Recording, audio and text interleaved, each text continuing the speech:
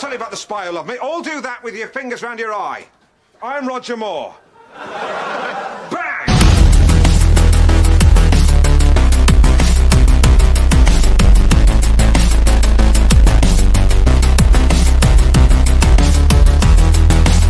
My name is Jeff.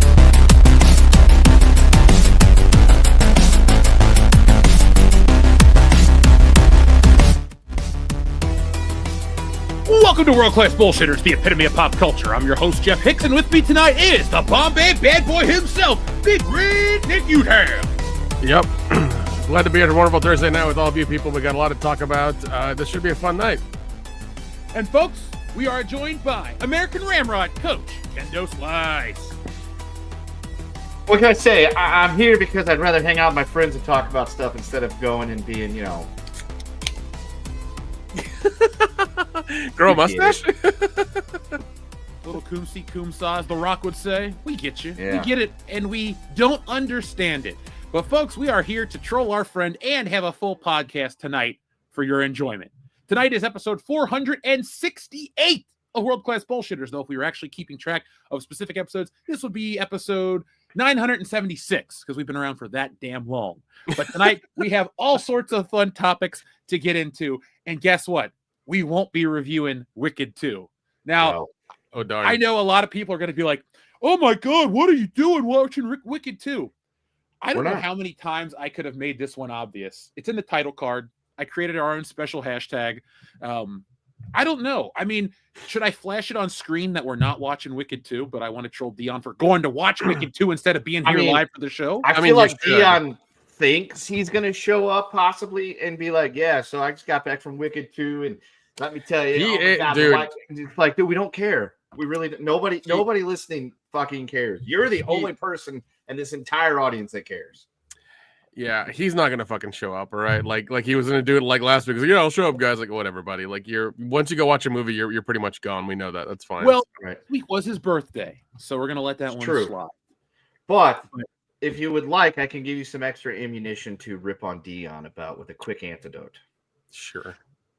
You keep ripping. I'm going to pull up tonight's special image, the one I shared with you guys earlier. All right. Yeah, you do that. So I was reading an opinion piece today about the latest and greatest in the memery, the 6-7.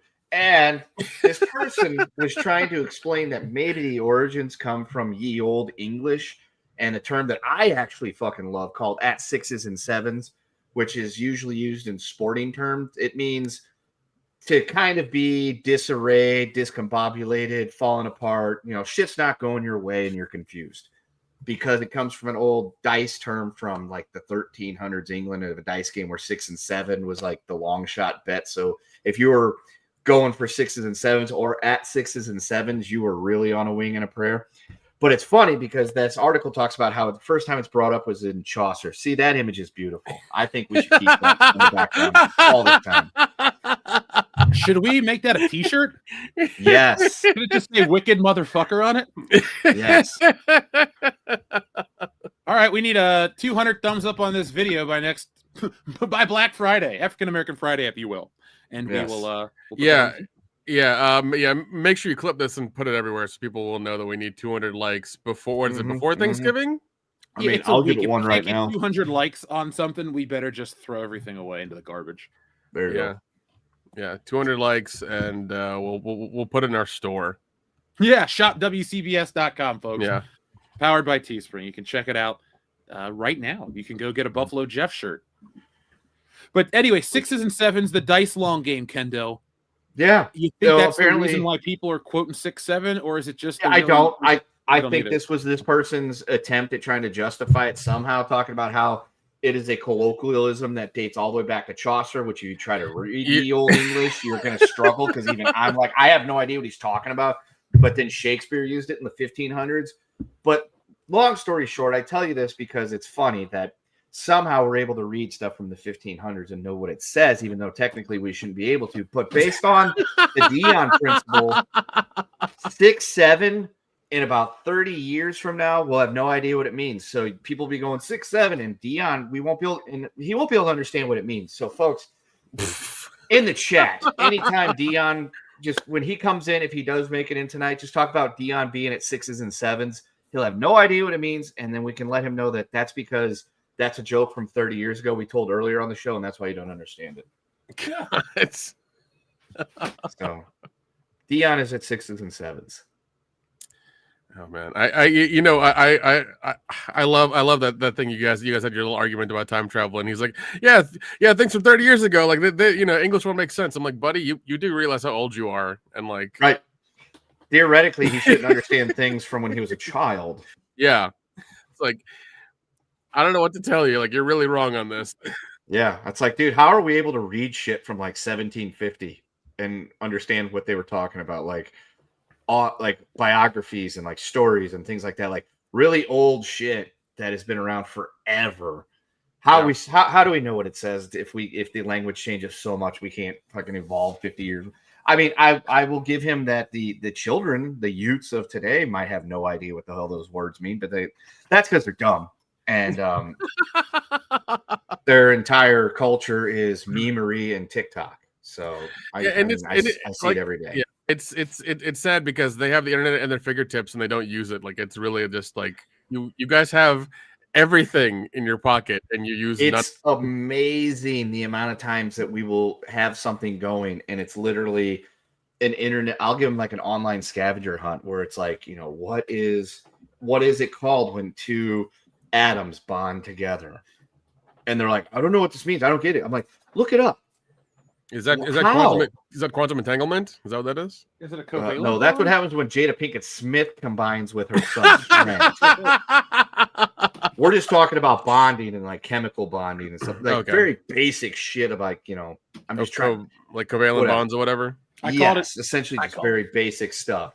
But like the thought of using Google just like blows their mind. On top of the fact that nowadays it's to the point where if you give them something that they have to extrapolate, they'll type it in the Google search and then they will write down exactly what Gemini gives them. It's like, I'm like, literally not at all the way to do this, but sure, we'll go with that because are kids today too dumb to cheat in school? No, they used to do pretty good when they had Google Lens on their thing, but I figured that out real quick, and I just was like, oh, guess what? Your tests are now on paper again. And then like all my scores went from here to here, and I was referring to that as the Google Lens effect. I'm like, once I took it away, they didn't have the access to it anymore. So, well, Kendo, you're keeping the youth smart and keeping them honest, and well, you're trying to. Yeah, I do. I do love when I've heard this a couple of times where teachers have given these kids assignments to write, and they'll put like in clear text something, like include like Frankenstein and banana in the assignment, and the teacher will go through and search for these words and like know if the kid actually wrote it or just ran it through ChatGPT. Mm-hmm. Oh, dude, the other day I had one of the kids tell me they're like, this is hard. We have to do this on paper. She goes, we're not cheating. I mean, I used Grammarly on my English assignment the other day. I'm like.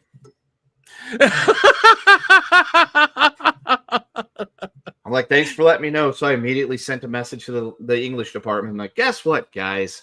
You need to run your submissions through the check thing because it's there. It's there. Last year I had them do like a 3-paragraph. This is what it is. This is what it means. And here's my conclusion. And then I sat there and had it up on the big TV screen in my room, and I was just plugging and playing with everybody's things and hitting the scanner. I'm like, how many? Oh, look, 85% AI chat, 15% plagiarized. And then I was just clocking that T, as the kids would say. Right in front of them? Right in front of them. That would be so much fun. That would be so much fun. By the way, we're only on vertical if you're watching on your phone. StreamYard's changed, so yeah. But we have the word of the day, folks. We'll get to the Stargate in a minute. Let's hide that. So the word of the day is from Shrubbles08. It says, I'm on assignment in New Orleans. Ooh, tasty city. So I'll catch the stream later. Anyway, the word of the day is stuffing. Debbie does stuffing, or Debbie gets stuffed. Fistful of stuffing, stuffing with a fist. Where the stuffing dares and inglorious stuffing. The stuffing of Pelham 123. Let's see. Goodwill stuffing. Throw stuffing from the train. There you go. Back of the 50-foot stuffing. Back to the stuffing. Harold and Kumar go to Stuffing Castle. It's an entirely different movie. Stuffing machine. Sisterhood of the Traveling Stuffing. The Divine Stuffing of the Yaya Sisterhood. That could be a double entendre. Yeah, I know. I would watch that. Enter the Stuffing. Yeah. There we go. Deep stuffing.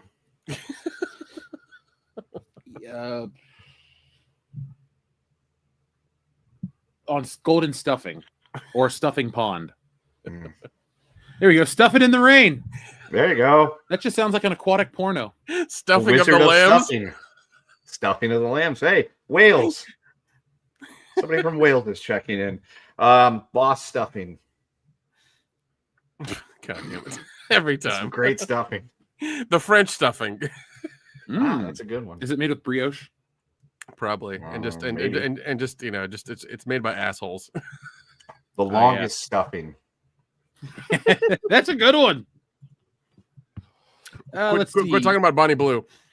Ew. Is she still? Has she had 2,000 dudes yet? Who the fuck cares? Who the fuck cares? Exactly. Who the fuck cares is right. Yeah. At that rate, she needs to go be locked up in the CDC. Like she's like a human petri dish. Yep. She's seen more semen than a submarine. Mm-hmm. There you go. Stuffing over the River Kwai.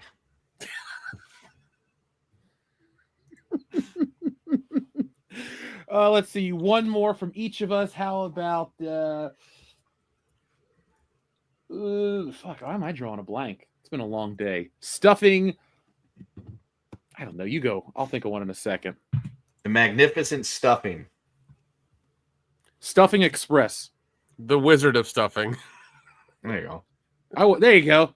It's on brand for tonight. The Wizard of Stuffing. Is that Dion's nickname? Sure. That just sounds like a compliment. Yeah, I know. I'm the Wizard of Stuffing. Yeah. Well, folks, let's see what you got. Night of 1,000 Stuffings. That's geez. a Bonnie Blue story. That literally is a Bonnie Blue story. Yeah. Stuffing man. Bonnie Blue, is that you? It would be funny if she was a fan of the show, but she only listened to us to talk shit about her. Like she got off on it. It was her thing. She's like, well, I could see herself. I don't know. She seems to like abuse a lot, so probably. Yeah. She'd be like, dude, I fobbed myself off when you slut shamed me. Be like, okay, that's weird, but all right. I mean, we don't really shame you. We just wouldn't go near that hole with a 10-foot pole. Yeah, here's our Patreon link. Please donate. Yeah, if you want to become a $2,000 a month patron, we'll beat you with a 10.5-foot pole. There we go. Yeah, or we'll just let you spend the night with Dion. No, I wouldn't do that to Dion. No. He's got a happy marriage. He doesn't Like, need to introduce any kind of. You're just gonna sit around watching musicals together. That's all it's gonna happen. Dude, Bonnie Blue is her. It'll be like in Species, you know how it like infects and kills and all that shit. That's her downstairs mix-up. I think that was Species 2. Is it Species 2 or is that Species? I don't know. I forgot. I haven't seen those movies in forever. Maybe it's Mimic. Who knows? Could be Mimic. Could be Mimic. Yeah. Could be Mimic. All I know I is just want to yell into it and see if it echoes. It will. It definitely will. You know what it is? It's the fucking pit from Derry. It goes right into her. Pennywise is down there. You'll all float down here. Yeah. Oh God. No, it's like it's like the thing in the Eddie Murphy movie. Oh God, Golden Child, where he just throws that penny. You don't hear a noise. You know how he goes, I want the knife in that movie? Every time you're talking to her, it's I. It just doesn't stop. Stop. There you go. Folks, we've done enough slut shaming here on WC. Yes, to last a lifetime. Just like Bonnie Blue enough waffle. dudes for 10 lifetimes. Oh, we'll be back. It probably does. It probably does look like that though. I looked it up once. It's creepy looking. It looks like it could be in a Roger Corman movie. Yeah. Or it looks like Rocky Balboa when Mick, he's like, cut me, Mick. That's what it looks like. It's all. Yeah, I was gonna say it probably looks like it's been gone about 12 rounds with Prime Tyson. God, I wanted to puke, and I've never had that before. It's been ran over 1,000 times. I think that would be an improvement, Nick. A lot of rear end damage. No, none there. God, it's like a dead skunk in the Las Vegas sun. Yeah. Ooh, I don't even So- know if we have skunks here, but never mind. You will soon. So since we're talking about bottomless holes that lead to other dimensions, let's talk about Stargate, shall we?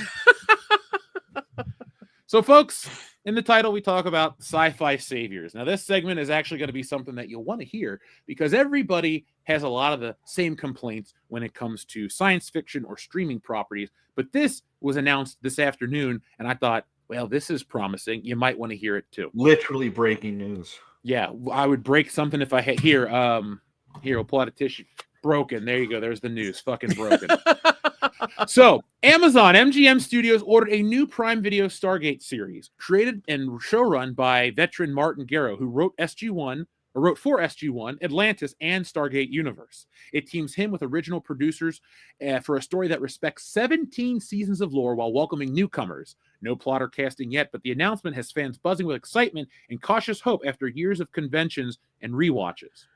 So I think this is, at least from this little blurb, this little buzz, that they're learning from the mistakes that Disney Star Wars did. Because when you talk to a lot of fans, everyone goes, well, I like the EU and it's gone and I don't like this shit anymore. And a lot of people are angry. But the fact that this wants to keep the 17 seasons of a show going is so refreshing and different, because every time we hear about a new reboot or a continuation or a remake or something, it's like back to formula. And nobody wants that shit. We want to, if we're going to watch more, we want to just see more, not something that undoes or redoes something. So what do you guys think about this? I know, Nick, you're a big Stargate guy. Oh, dude, huge fan.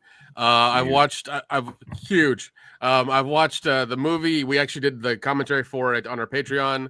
Mm-hmm. I've watched the show several times through. I know it's like 10 seasons. I've watched Stargate Atlantis. I've only seen like the first season of Stargate Universe, which was like, it wasn't very good. They tried going high drama and doing the whole Battlestar thing during that sci-fi channel time.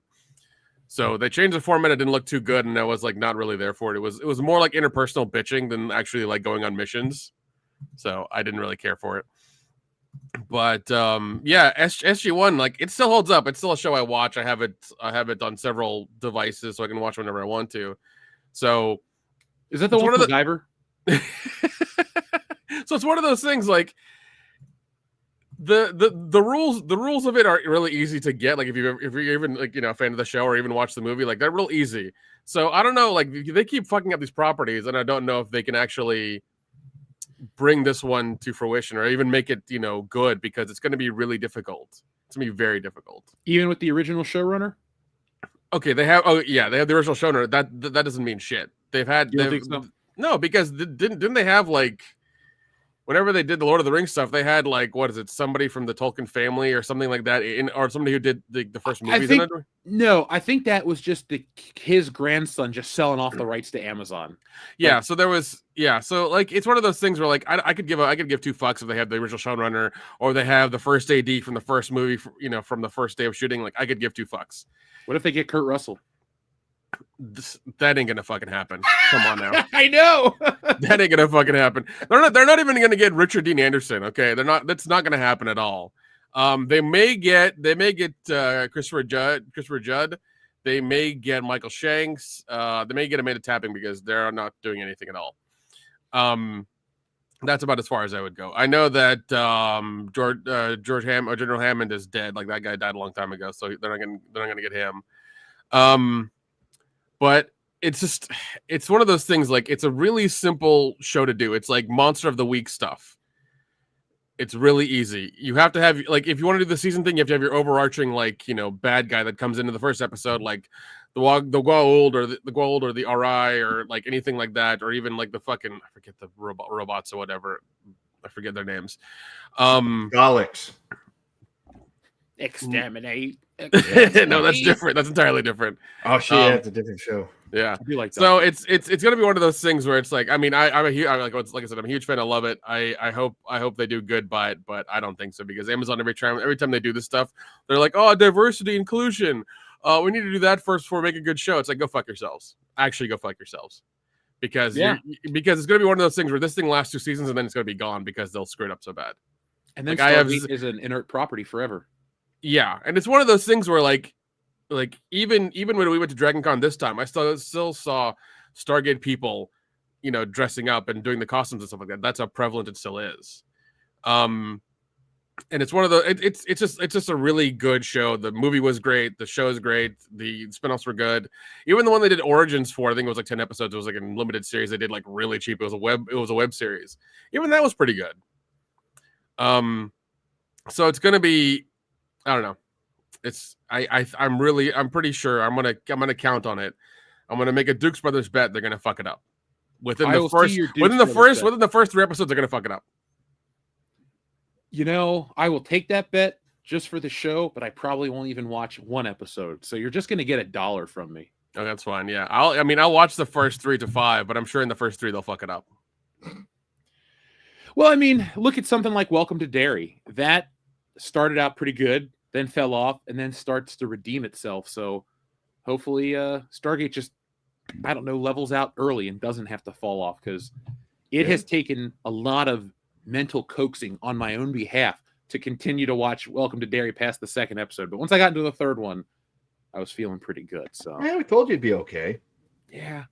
I really don't want to watch like civil rights in horror movies. Like in grade school, we had to learn about the civil rights movement. I'm with you on that. Fine. It's justified. It's an important part of American history. But God damn it. Do I want to watch by Stephen King? Shut off my brain. I want to see clowns eat children. Jeff. We'll get into that after the Stargate stuff if you want to get into Welcome to Derry. Yeah, we're done with Stargate. Okay, all right. There's nothing else to say. You were okay, that was it. That was for a clip. That was called a transition, Nick, and I'm angry about civil rights. No, I'm with you. No, I'm just fucking around. No, I'm with you on that, because every time I think it's like, what is it? Not Halloran. It's it's the other guy. Oh, Hanlon. That's who it is.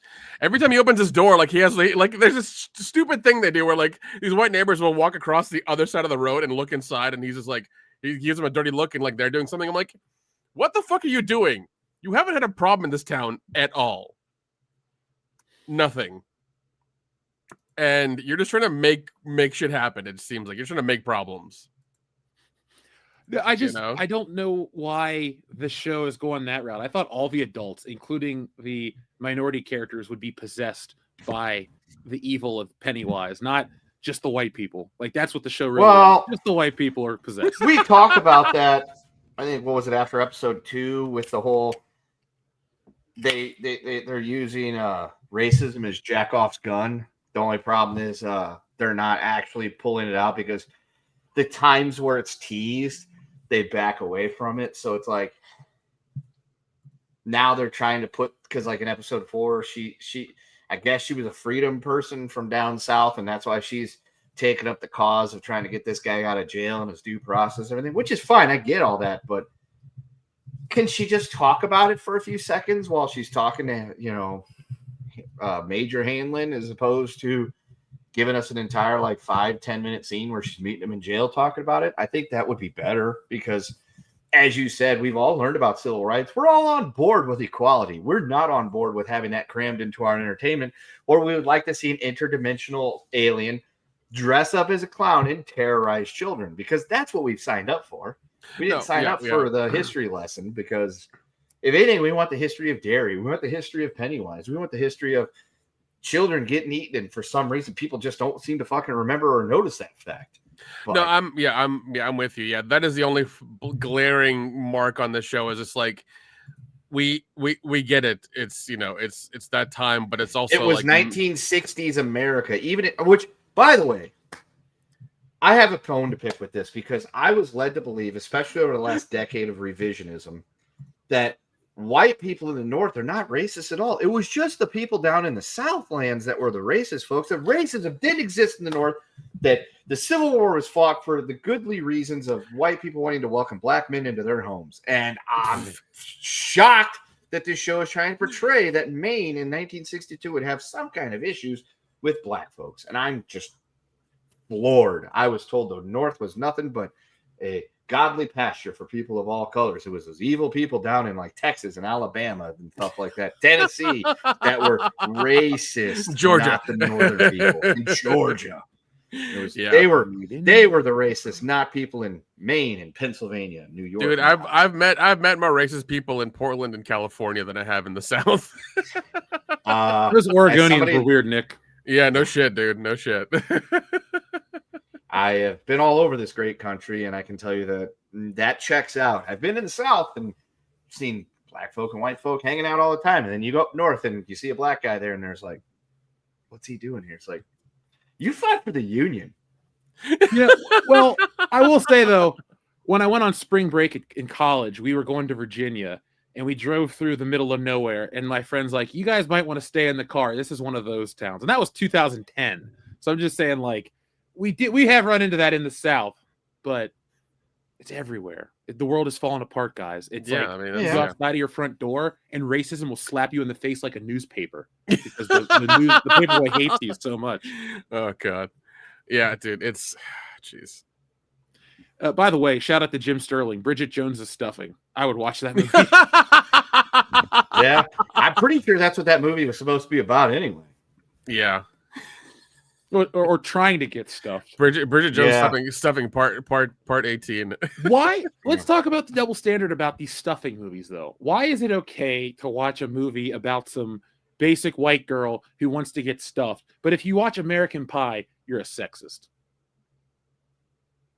Because it's teenage dudes. That's why, when women they need to keep it in their pants, Jeff. All right.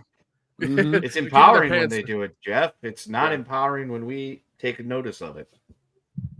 Sure, we'll go with that. Yeah. That's exactly what it is. Yeah, if you're a horny teenage dude, keep it in your fucking pants. If you're a horny teenage girl, the world's your oyster. Yeah. So show your oyster to the world. Jeff, have you gotten into episode 4 yet? No, I'm still on 3. Okay. What? Dude, episode. Okay, here's the thing. Here's what I'll say. Kendo, tell me if I'm right or wrong. But like 3 is good, 4 is better. You're wrong. He did it. You asked him. I did. He literally could have said 100 is more than 50. I'd be like, he's wrong. But no, 3 pulled me back in. 4 kept me there. I was worried that I was going to get completely, hucklebucked by the fact that 3 was so good. It dragged me back in. I'm like, all right, cool. I got the rope break. I ain't going to get tapped out. And then I was worried that 4 was going to drop that ball right back down because of the nonsense. But 4 picked up the baton and it kept running. And like I told Jeff, I said, it's set up perfectly for the next 3 episodes to be fine before that last episode goes back into the mire of slogging of wrapping up everything we just got and setting up the next season that's supposed to be coming, since it's supposed to be a 3-season dealie. Yeah. But yeah, 4 was great. 4, it started going places, and I'm kind of interested to see what happens with old Pickle Girl, because of where she got left off at, and kind of sort of didn't feel bad for what happened to the one girl because she sort of had it coming by being a bit of a sneaky bitch and trying to sell out her friend. Oh yeah, Marge. Yep. Marge. Yeah, she's now known as Snail Trail Marge, and for obvious reasons. Obvious reasons. That's weird. I get why you say that, but that's also like really. That's also hilarious. Well, she left a trail, she really was a snail. What do you want me to call her, Nick? Very true. Yeah. You're at a loss for words. That's true. I do. Dick Halloran's whole thing is his part is great because of what he does. We get the backstory onto why Pennywise. Oh, yeah. We learn where Pennywise came from and why he's stuck in the derriere. Yep. Do you think it's a little late to do a crossover multiverse type of TV show with Stephen King? Like, what I'm trying to say is, like, do you think this would have been cooler and more engaging if this was done like right at, let's say, in 2019, right after It Chapter 2 came out? Because I feel like after the Marvel implosion, people just aren't really into like looking for Easter eggs. Like, oh my God, this, and this. Like, that just kind of seems like a piece of entertainment. I think in 2019 that might have been too much too soon, especially since 2019 It Part 2 kind of sucked. I think you needed that to die out a little bit to be able to bring it back, because as Jim Cornette always tells us, how can we miss you if you won't go away?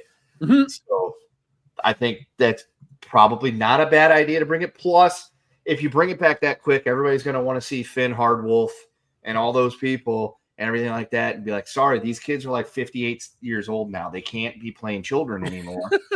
And so this gives you a chance to make them fade and then bring it back because you're bringing it to the 60s anyway and putting it all together like that. I think that works really, really well. I'm just worried that they're going to paint themselves in because we know the story of Pennywise. We know the whole cycle of 27 years, this and this, and going dormant and all that shit. So it's not like the next season can pick up next year, like in 1963, because what is it going to be about? Pennywise is underground. He's going to be dormant. It's like, hey, it's 1963. Oh, Kennedy just got shot. I mean, that's not good TV, Jeff. So that won't work. So that's what I'm worried about. But they're giving us plenty of really good shit, especially with episode 4. Halloran, I think, is the best character of the show so far.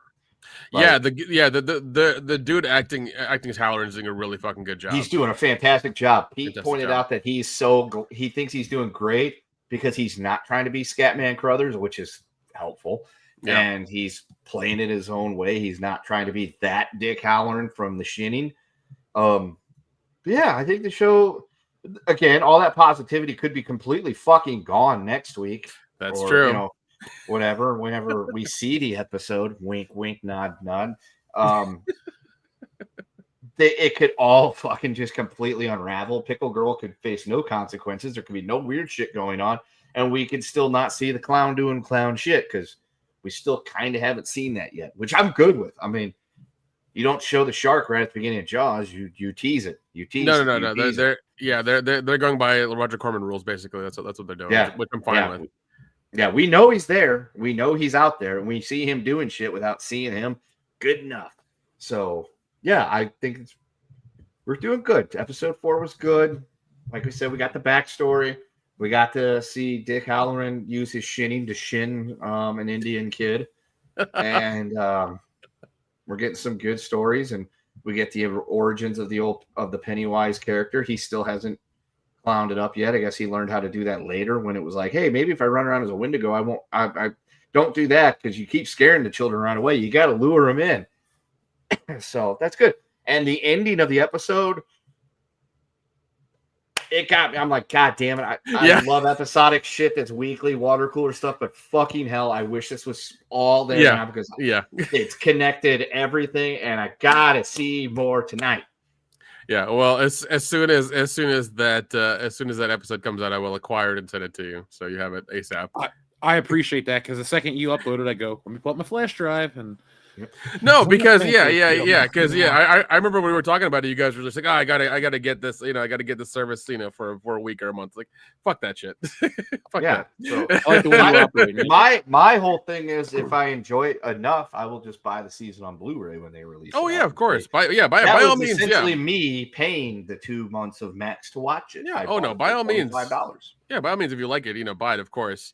But because there's no need. I'm at right now with it. I'm like, I could buy it so that way I could watch it and then watch it part 1 and then forget part 2 even exists. Yeah, but it's one of those things like, this is not the same thing as like Evil Dead where we knew it was going to be good because of Bruce Campbell. Like we knew it was going to be awesome because Bruce Campbell, Sam Raimi, everybody came back. Yeah. We knew this was going to be good. That's why that's why these guys haven't got HBO Max for a month to see if it's good or not because we didn't know. Yeah. I will say when they said it was going to be Bill Skarsgård coming back to play Pennywise, I'm like, you have my attention. Yeah. And you very well could have my at least $10 for 1 month. So I'm like, you got it. That's good. That's good. I will say it has made me want to go back and watch the first movie again. Not for 1991, but it's got me wanting to watch 2017's it. 1991, there's not much that takes me to want to watch that. I'm just like, I feel like watching Tim Curry clown on some children, literally and figuratively. What? He's the best Pennywise, man. That needs to be a button. All right, remind me, because next week, we're off for Thanksgiving, but when we come back, I will have Yes, we are off for Thanksgiving. That's why I'm drinking tonight. Oh, spinning that fucking thing, smiling and looking around. Maybe I'll go get a drink in a minute too and join you, Nick. But I wanted to use this as a transition because somebody in the chat said thoughts on Stranger Spielberg's movie season 5. Since we're talking about shows, that'll have launched by the time we come back from our Thanksgiving break. Mm-hmm. Is the hype real for you? I'll watch it, but yeah, I mean, like when I'm going home Monday for Thanksgiving, and I'm gonna spend most of the week watching like the entire 4 seasons of that show so I can catch up. But that's what I'm gonna do. Once again, if you guys, if our audience wants reviews of it or whatever, Facebook, Twitter, Instagram, tell us so we can get it. But I doubt you guys really care anymore because I feel like nobody does. No, and the thing is, I have been around the Utes during most of the Stranger Things life cycle, and the hype was real after the first 2 seasons. Season 3, the kids were still running around wearing Stranger Things shit and this and that and the other thing. I haven't really noticed a whole lot of Stranger Things in and out of the schoolhouse. Like, I don't used to see the shirts all the time, used to see backpacks, things like that. You don't see any of that. Like, maybe 1 out of every 200 that comes through my doorway will be wearing a Stranger Things shirt during the week. But that's about where we're at, because I could even walk into school tomorrow and be like, so who's excited for Thanksgiving break to watch Stranger Things season 5? And I might get like 2 people, like they're back on the Clash Royale train at this point. Like, that's okay where we're at. They're into that and whatever's on the TikTok. That's what I where figured. we're at. I don't know if there's a whole lot of because like that was like their core audience was the children, like the teenagers and things like that. That's who was coming out for Stranger Things, and I ain't even seeing that anymore. Yeah, well, and I mean, like the Netflix waited too fucking long to do this season. They waited too damn long. And that's on them, because even during the strike, they could have like crossed picket line or paid them out or whatever and been like, yeah, just keep making it. It's fine. We got you. Which is funny because the show we just got done talking about, Welcome to Derry, that got hampered by the strike because they started making that show. The strike happened, and it went, dormant, but then they were able to bring it back, and they did it in a timely fashion. They didn't wait till Finn Wolfhard cashed his first fucking Social Security check. He got fired. Yeah, he aged out. They need Mike to be 18, and he's 49 at this point. So he's a Ghostbuster now, so he doesn't need to worry about Jesus. True. Yeah, he's got those Ghostbusters money. And honestly, the fucked up part is like that is the only kid whose name I remember from that show. And I had seasons 1, 2, and 3 on the Ray Blues, and was like, yeah, I'm totally in this show, until I realized I'd been honey dicked by season 3 watching the Blu-ray, going, they built a fucking bunker under the wall. And no one notices. I'm sorry. I can only suspend disbelief.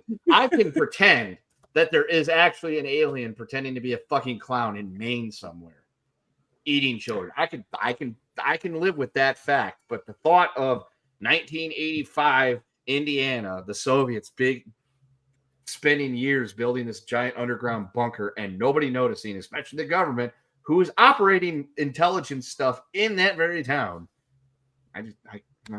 That's when they lost me. I'm like, I don't care about running up that fucking hill. I don't give a shit about the fucking fireside club or whatever the hell it's called, and whatever that kid's got going on. I don't care anymore.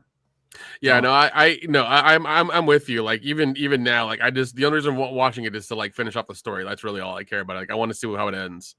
And I'm just going to wait until you guys either A, tell me, or B, because I have the Netflix, as soon as it comes out, just watching the final episode. Yeah, you're better off waiting till like I think the final episode comes out like New Year's Eve or some shit, or New Year's Day. Oh, New Year's Evil. I like it. So then because I know that we get like one half now, one half at Christmas, and then the last episode happens like at New Year's. Well, I can already tell you that I will definitely be able to do that. I will watch my college footballs, and then when this house turns into fucking Saigon, Slick, I will excuse myself to the other room to pull up Netflix to watch the final episode of Stranger Things. Yeah. Just like junior high, dickhead. Yeah. Those kids used to be in junior high once 3 seasons ago. They were in junior high like 10 years ago. That's true. That first season was 10 almost years, 10 yeah. years ago. Holy shit, was it? Yeah. Yeah, I think I it was was like kidding. 2016 when hang on. Oh my god. I think you're right. I think you're right. Stranger Things season 1 debuted on the 15th of July in the year of our Lord 2016. 5 seasons across 10 years. Oh god, Netflix, come on. And Yeah. think of all the money spent on the new season. Dude, I could equate it for you because I had friends who were working on movies who constantly were getting like calls to like help them out, to be extras, to do things for cars, for costumes, for everything. They were getting calls and there were like constant updates on all these film groups people were sharing things on film groups being, hey, Stranger Things production needs these things. Like they kept needing like all kinds of shit. It was insane. And it's weird because like I want to say they ended 2024 Christmas. Yeah, 2024 Christmas is when they ended filming. It was like the 22nd of December of 2024, like right before Christmas. Like Millie Bobby Brown like does a whole speech, like, you know, when she does the last scene when it's like the last shot. It's hilarious. I'm like, so we're gonna wait a year for this to get edited down and put together. Yeah. We've been waiting an entire year just because Waffle Girl had to talk. Yeah, and it's one of those things. I think they spent. I want to say I want to say it was like 50. Was it like $20 or $30 million an episode? Like it was a lot of fucking money. I'd Maybe believe that with all the CGI. Or Like, maybe it was 50 or whatever. I don't fucking know. It was a lot of money though. the only thing I can give them though is that Stranger Things does look good. Like No, it they does. never- It does. It's It a does. cinematic show. Every element looks really good. Like when they go to the Mhm. Upside Down, it looks better than Marvel, which used Yeah. to be the gold standard for entertainment. Like I might be personally just tired of. Are the we waiting saying that game. Stranger Things is now the gold standard of entertainment when it comes to cinematic television? Well, Welcome to Derry is up there. Actually, Welcome to Derry looks just as good as Stranger Things. I enjoy that fucking theme song way more than I should. I Oh think yeah, it's the just introduction. fantastic. Yeah. Because it's the introduction with this little girl singing about how beautiful she's going to be with her hair up and all this stuff. But the whole time you're seeing these fucking cartoons of 1950s Americana with all this horrible shit happening in the background. The spike going into the kid's face and Oh they're my God, smiling dude. at her. I'm like, oh Jesus, this is horrific. Yeah. I love it. I love it all. It's the introduction. Like I wait for it because it's such a fun introduction. They do such a good job. Yeah, I never skip over the intro. I'm like, nope, I'm watching this because I want a ribbon in my hair too. That's But that was Pennywise around. That's how I feel about the Stranger Things theme. I think that's the best TV theme song in decades. I listen to that all the time. I mean, I'm oddly interested in seeing this show. I thought the last season was kind of lame, and I'm invested in everybody except the kids that are the focal point. Like, I want to see what Hopper's up to, and Winona Ryder, and Dude, Steve Hopper's dying. Hopper's dying. I'm okay Yeah. with that. Hopper's He died dying. Hopper's he should have died in season 3, but somehow he got beamed to a fucking gulag. Yeah, that was dumb. Again, I'm just like, it ends and then it shows. I'm like, fucking hell. All right, I powered through this season, even though I was pissed off the whole time that you somehow gloss over the fact the Soviets built a bunker under a mall in Indiana, only to have Hopper should fulfill his character arc here and take one for the team to save the kids, but he somehow has been sent magically to a gulag. Do you And think that was the last time I've only watched season 3 one time. I'm like, I cannot deal No, it's fine. It's with fine. this. is Murray just gonna too die? much. You think? Murray. I think he should go. Murray will die too. Murray will die too, doing like some sort of technical thing. He's like, I gotta hold this button while like the electricity shoots through me, and like, go kids, go. Like that's what'll happen. He'll die that way. Steve will die too. That'll piss me off because Steve will die. Steve will Steve's die. the best character. Well, who was the guy in the last season? The fucking like rocker kid. Oh, Eddie, he was good. I bought his action figure. He'll come back and be like a mimic for like, you know, fucking one the kid who really liked him. He'll be a mimic for that kid. It'll be Vecna like pretending to be him. That's what'll happen. I don't know, man. He was off making the Fantastic Four. Oh yeah, because that did really well. I mean, it may have been a shit movie that underperformed, but he was there. So No, he was. No, for sure. And like, I hope I see him in other things, not just like bullshit Marvel stuff that nobody cares about. Oh, in the chat they're saying no one will die; they'll all come back, and then they'll all wake up. God, we're gonna get a Saint Elsewhere ending where it was just like an autistic kid's dream the whole time, staring at a snow globe. That would be Yeah. amazing. It turns out like Washington's not real. if that's the case, everyone's gonna be like, "Fuck you, we're done." dude, it's what was over. the? It's at the end of it. It's just Waffle Girl is actually in an insane asylum, not actually in some kind of like psychic thing, and like she's just sitting there staring at like this picture of like the yearbook from that middle school because she fucking went out, like lost her goddamn mind, and she was just envisioning it the whole time. They do that, and I 100% will declare this the gold standard of entertainment. I'm like, yes, If they- you made if your they entire fuck- audience wait years to see a finale, and you just completely fuck them over. Yes. If they do that, that would like I would be pissed off, but I would laugh immediately after. Like, God damn it, you did it! Fuck. All right, I owe Kendo $1. The greatest television show of all time. It wipes its ass with The Wire. This show is the best. God, yeah, I do know that they are going to also start like the fucking cartoon or the like cartoon / anime show that's going to happen afterwards as well too. So More? yeah, we're gonna get more of that. But the Doofer brothers have left Netflix and they're going to Paramount because Netflix apparently isn't paying them enough. So they're like, "Fuck you, Paramount's gonna pay us some money." But we'll see how that goes too because Paramount and Warner Brothers are like all up in the air now and shit. So It's Benioff and Weiss 2.0. It's you guys are on a hot show. You're not shit without that show. Like the Duffer Brothers aren't going to be like, what are we going to do this time? Because your show's popular for 3 They're reasons. gonna get a Star Wars trilogy. An 80s nostalgia Star Wars trilogy. It's going to be. Ah. They should have done the Skeleton Crew. They already tried that 80s nostalgia Spielberg shit last year. It didn't work. yeah, but I feel like the 80s nostalgia shit is like it sailed like 2 years ago, 2-3 years ago. Agreed. Like it's like yeah. Or I would say even like during the pandemic it died, kind of thing. Like it really died during the pandemic.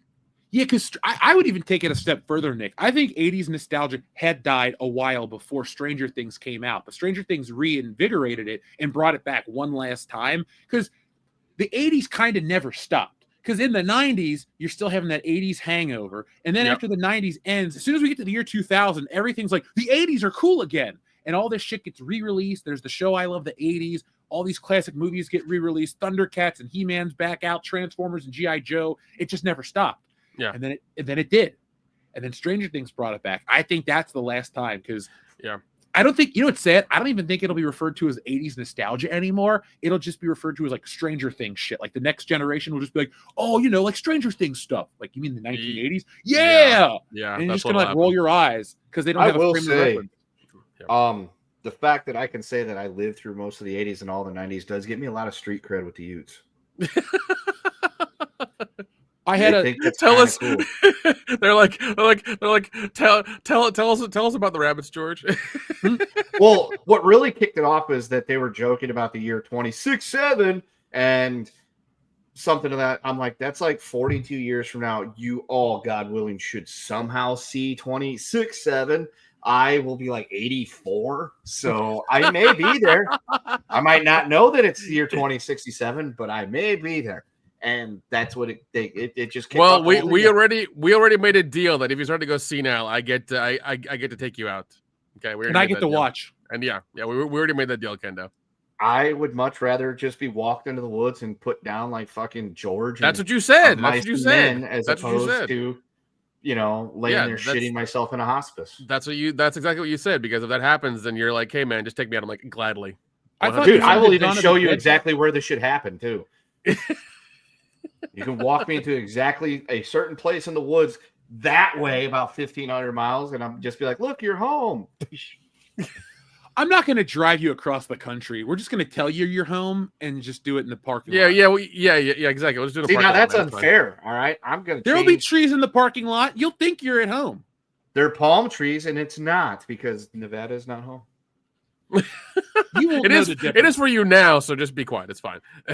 You'll eventually live there longer than you were ever in Camp Kendo. Changing my fucking living will. Yeah, if you put us in it, you'll live longer. Going to renege on that whole agreement I made. I will find somebody else that's more willing to do it on my terms. It could be Dion. He just won't show up. You'll shit yourself. He just won't show up. He'll be late. Yeah, you'll have just flatlined, and then Dion's like, "Hey man, I'm so sorry. I had to go Wicked Part 5. Wicked Part 5 came out. No. The second remake of the second part of Wicked came out. He had to go watch it. Yeah. He's going home to watch fucking West Side Story again. Like they've remade it since. Oh my god. You should ask Pete. The chat's like, is Pete and Kendo's plan? Maybe Pete can take care of you, Kendo. Pete's older than me though, but I think he would be willing to do it the way I want him to. So just two old dudes trying to find like. It's like the bucket list. Yeah. So it's like I'm pretty sure this is like, where Camp Kendo used to be. It's like grumpier old men. Gotcha. Turns out we're driving around in Oklahoma. There you go. Better than Oakland. That's true. Now, I was looking at the chat. They're talking about how early 2000s nostalgia is coming back. Evanescence revivals, new metal. Oh, fuck. Jesus Christ. I don't want to live through 2000s revivals. It was fine when we lived through it, but like that weird post 9/11 window where it's like entertainment was kind of shit. And then everything had to be sanitized for like 18 months, and then everything it stopped fine. being cool for like a year and a half, and then suddenly everything was cool again. It's like, Yeah, hey, we're allowed to make jokes. Yeah. I don't know. All right, Dion, you suffered. We're not really here to poke fun at you, but we are. You're alive. Was it? Yeah. Nobody wants to hear all that bullshit. Listen, let's just get it out of the way, okay? You know, I got a wife and a twin sister. You know, he playing cool. The three of them are playing cool, but like they be calling him out. If one of these two chicks were to jump out here, they'd be like, "Oh my god, guys, good to see you." So these three chumps is lying to you, America. That being said, I went and saw Wicked for good, and then doing willingly, that, and we know you're excited. Ain't nobody ask you, Stedman. And nobody asked for a review of the second Wicked movie either. All I'm saying is, I went and saw Wicked for good. The ladies loved it. My black ass was there. I got a text from you about how upset you were. It was extra. It was extra, but it wasn't that bad. Really, a musical was extra? You don't say. Listen, theater kids are a real thing. Being married to two of them, dude? Oh my god! I've been watching. What is it? Stacey Rico and Ariana Grande do fucking like red carpet shit. It's the most theater kid bullshit I've seen in my life. Like I get it. You two, the movie's over with, and you're doing press. Like, calm the fuck down. Did Willem Dafoe do a good job as the Green Witch? He does. He does. Just checking. And Jeff Goldblum is charming as hell, and he's all dancing around and doing his jazz hands thing. And I'm like, man, tell me about the mathematical probability of life in not Helen Hunt's naked body. Whatever, man. That's cool. That's entertaining. And it's very dramatic. If you have a lady friend and who wants to see this, you take her to see this, she's going to be happy. Listen, and there was a decent amount of people who saw it. And you know, it wasn't that. You know, I was a little toasted. You know what I'm saying? It wasn't that bad. We know. It was actually, you know. So I have one legitimate question about the movie. God. Did the lady that played the Wicked Witch? Hold on, I'm taking off my shoes. Hold on, I'm taking off. You can listen and take off shoes at the same time. I've done that before. Yeah, apparently Dion can't walk and breathe at the same time either. Hold on, let me take off my slipper. I can still hear you. And to get in front of it, I'm being aggressive. Now, ask your question. So, was the lady that played the Wicked Witch of the West better in this movie or in Nosferatu? Better in Nosferatu. Okay.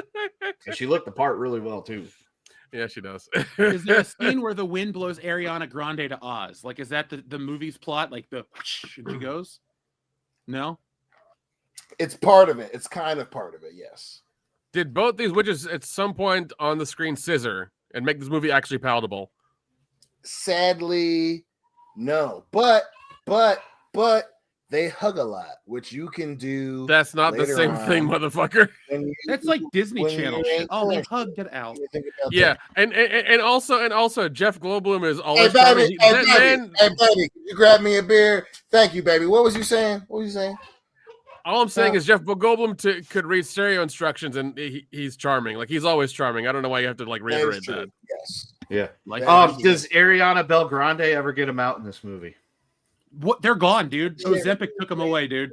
Uh, They withered like when you threw water on the Wicked Witch of the West. Well, she didn't melt. They just... That's a shame. Listen. There's a solid B cup between both of them. Okay. I like how Dion's muted, and it's like, but we. Hold know on, what I he's had to saying. put one of them. Listen, that's the downside of Wicked for Good is if you take your if you take a couple of them, they get extra. You know, so she's trying to being Just buy them ice cream and have a nice time. I agree. Listen. I agree. But you Order know some which Ben and one Jerry's it and put is. on Friends. They'll be quiet. I swear. Oh, Dion might shoot himself Hey, if he don't has to say watch Friends tonight. Look, they're outside smoking. You say Friends. I'm stuck here watching Friends instead of the damn game. Cool it, man. You know what I'm saying? Yeah, we don't want to fuck his life up. The point is, I literally have one follow-up question to all this because it seems like, based on the way you're telling the story, there was literally a firearm pointed at your head to make you go see this movie. But last time I checked, your wife and your sister are adult women, correct? That could theoretically go see the movie on their own, and you wouldn't have had to, right? Or was the firearm like really big caliber? It was a cannon, like literal cannon from Civil War era, pointed at his balls. It was enough of a caliber that would hurt. That being said, it wasn't that bad. It wasn't that bad. You know, you have a couple of drinks beforehand, you hit the freaking pen a little bit beforehand. You know, it's kind of annoying that they're all crying next to you, like for 70% of the movie. That's a little extra. You know what I'm saying? Oh, buddy, but Wait, in terms hold of, on. Women crying during a musical? You're fucking kidding me. You know, hey, at least listen, you take a Sound of girlfriend to go Music see is the one of my Lovely favorite Bones. movies. So I can no, dwell. I love Sound of Music. No, Sound of Music is good, but I'm just saying, like, this was a stage play to begin with, and then it became a movie because it was so popular. Like, and it was into two parts. Like, what did you expect to happen in part two? Whatever they said was going to happen in part one. Like, it's not like rocket surgery. We know what's going on. Well, better than The Crow, they want to know.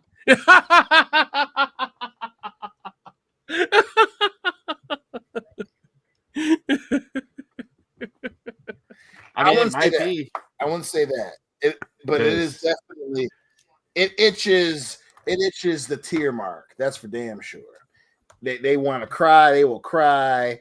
And you know, the two chicks in the movie are weird and they're weird in the movie. So, you know, at least that part's legit.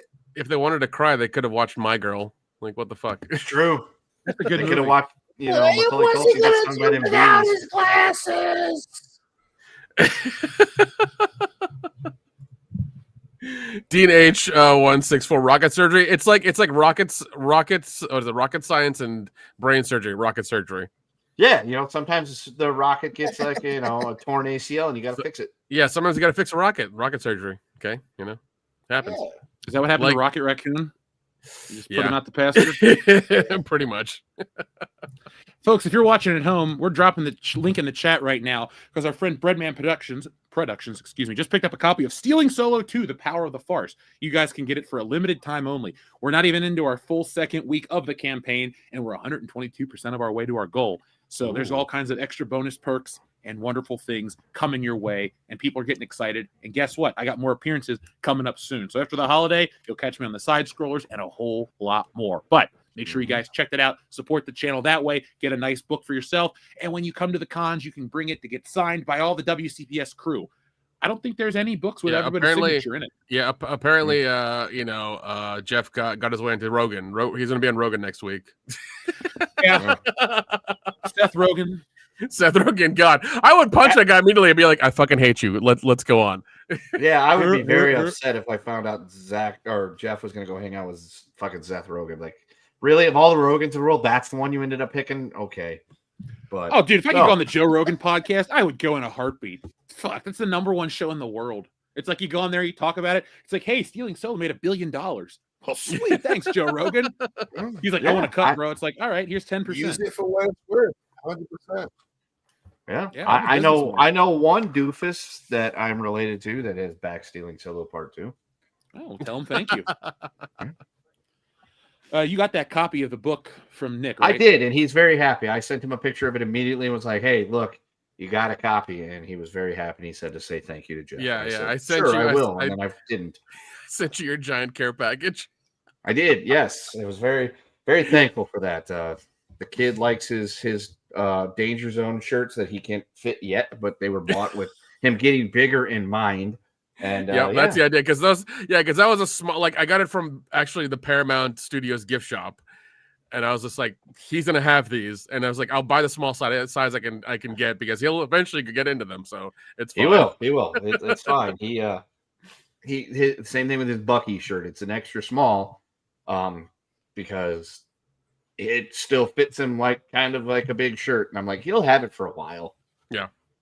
Yeah, but no, I was hell bent on like getting him some Top Gun stuff from Paramount Studios. Like that was my goal, and I'm like, I'm glad I did it. Be like, your father loves that movie. He doesn't even have anything like that. Yeah, I also sent you the Steelbook Tombstone in 4K. Yeah, it is right here. Yep. Yeah, I was very happy to see that. I'm like, sweet. Now I own this movie on every format that it's came out in, unless it came out on Laserdisc, in which case I don't have the Tombstone Laserdisc. But I've got the videotape, I've got the Blu-ray, I've got the 4K, and now I've got the Steelybook. I have that Steelbook too. It's wonderful. All right, so guys, we've trolled Dion enough, I think. Dion, are you ready to proceed with a normal show? I was born ready, motherfucker. All right, so is Mr. Cleo ready to be summoned, or do you need a few more minutes to like come down and decompress? Yeah, off that wicked high. Or get big. Listen, let's go. The champion is here. Let's go right now. Hit me, baby. What you got? Call me now. All right, let's call up our psychic extraordinaire, Mr. Cleo, because we have a special question from our pal. I think it was Overkill. TLJ Screwjob. YouTube has changed everybody's names. Mr. Cleo, which does Dion secretly like more? Wicked for Good or Terminator Dark Fate? With that question, you calling to one deal, then Mr. Cleo, you called me now. With that question, you a Libra, aren't you, darling? Oh, bomba blah. Oh, which one does he like more? Dark Fate, Terminator, the one that let us all down. Tim Miller, he dropped the ball, bomba clap, but Wicked for Good. Wicked for Good. That one's pretty good. Either way, when we say what did Dion like, what do we go to? We go to the Kiads. Why? Because the Kiads don't lie. And the Kiads say where he go. Oh, it's Wicked for Good. He go down the Ivory Road. And the Ivory Road lead to the land of the second Kiad. Bogwan. And they land to the land of milk and honey. That's where he go. The Ivory Road for Wicked for Good. Land of milk and honey. Call me now, Bomba Cly. I'm in a mercy. These have been the wise words of Mr. Cleo. And we're back. Yeah, I'm glad that Mr. Cleo is here, Psychic Extraordinaire. It's what makes our show different and better than the rest. We have our own Psychic Extraordinaire, and he knows that 2025 has been a crazy year. We've seen a lot of strange shit happen. But over the last week, guys, as soon as Kendo gets back, we'll jump into this topic because this is something I just wanted to ask your thoughts on. We talk about historic moments in history, and it sucks to live through them. We might have lived through one the other day, but we'll talk about that in just a moment. Let me check in with our chat here, our wonderful chat. Let's see. Dark Fate is not as bad as people think. Now, Birdie, no, it's worse. We watched it on the channel. If you'd like to hear our live thoughts, you can watch it along with us over on Patreon. Or no, wait, we did that here on the channel. That's in the archives. Yeah, we did. It's in the archives. Yeah, it's in the archives. Yeah, if you're a patron, you can watch the film. If you just want to listen to our commentary on it, that's here on the channel. Go to WCBS, make sure you're subscribed, and type in Terminator Dark Fate. And you can find that and a whole lot more in terms of terrible, terrible commentaries like Ghostbusters, Star Wars, Samurai Cop, but that's a good time had by all. So, Kendo, I was waiting until you get back, but over the week, we had a historic moment. We had the dreaded E-Files. They voted on it in the Congress. Holy shit. Yeah, it's passed. We're just waiting to get released. What did you guys think? And do you think anything's actually going to come of it? Or are you like me and think, well, we're here, but that's the end of it, and we'll never know more? Yes, all of that. Oh, okay, cool. All right, so here's the thing. I love how this has become like the political volleyball that it was. For the end of the previous administration, it was like, oh, get those out there. We want to see. And then the current administration ran on a promise of, we're going to put that shit out there, on front page. We're going to clock that T, as the youths would say. And then they had the big old press conference and they were carrying around the binders for photo ops about all that stuff. And then nothing happened. It went away. Apparently turned into a hoax. Who knows? Which then begs the question of, what's that lady in jail for then? Because she clearly wasn't doing anything illegal with anybody to anybody. If it doesn't exist, it's not da. And then they came around and said, hey, we're going to go ahead and vote for this thing. We're going to pass it. And current, administration says, we're going to sign it. We're going to put it all out there. My whole thing is this. If there was anything that was like super damning on it about anybody currently in charge right now, that shit would have came out over the previous administration, since they had all the authority to be able to do that. Do I think that we're going to get a lot of pages that look like somebody went crazy with the Sharpie over a bunch of words? Yes, I do. There's going to be essentially these files are going to be dominated so hard by redacted that they'll make Vacant look like a crappy champion that they are in the world of wrestling, because Vacant is a very prominent champion in the world of wrestling. And we're going to be sitting here. Yeah, we're going to be sitting here at the end of the day going, well, we already knew that. We already kind of knew that. That's kind of new. And the only people that will get mud slung at them in a direction that would hurt would either be people that are currently deceased, and probably will continue to be so, because if you're already currently deceased, that's kind of how it goes. And or people that have already been shamed into oblivion, like Andrew Montbaden Windsor, whatever the fuck he's calling themselves these days.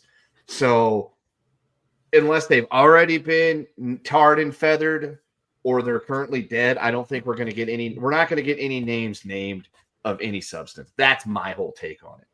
Because I don't think anything's going to come of it, because with the way our political scene is, anybody that could have been taken down with this to prevent them from being elected to any office, that would have happened already. So I don't expect us tomorrow morning to wake up and learn anything new. And it's just going to be a bunch of markered lines and things like that. It's going to make the JFK assassination look all the more crystal clear about how it probably happened. Yep. Yeah. By comparison. Yeah, that's what I've heard as well too. It's like, yeah, the law, the law went through, and I think Trump signed it like, in the middle of the night, like as soon as it came across his desk, it's signed and everything. But then there's like some clause in there saying like they have to go through the files first, and then like figure out what is like classified and not being. Well, it is still an ongoing investigation. That's why there you go. Changed it. Yeah, that's what it is. It's ongoing, and it's like there's a lot of classified material in there, so anything classified has to be redacted, and like anything could be classified. We learned this through like Hillary's emails, where like even when she sent people recipes, that was classified because it was in her emails. So like anything could be that way. They could deem any part of it to be classified, and then like we get nothing. Like Kendo said, like it'll just be like it'll be an entirely black page except for like 4 words on it. Like that'll be fine. What we'll see. So yeah, it's gonna be a shit show. Like we're not gonna get anything important out of it. And I'm totally with Kendo. Like people who are dead, we'll get their names. People who are in office or ready to retire, we might get them, but that'll be slim to none. So nothing will actually come of this. That's how I feel.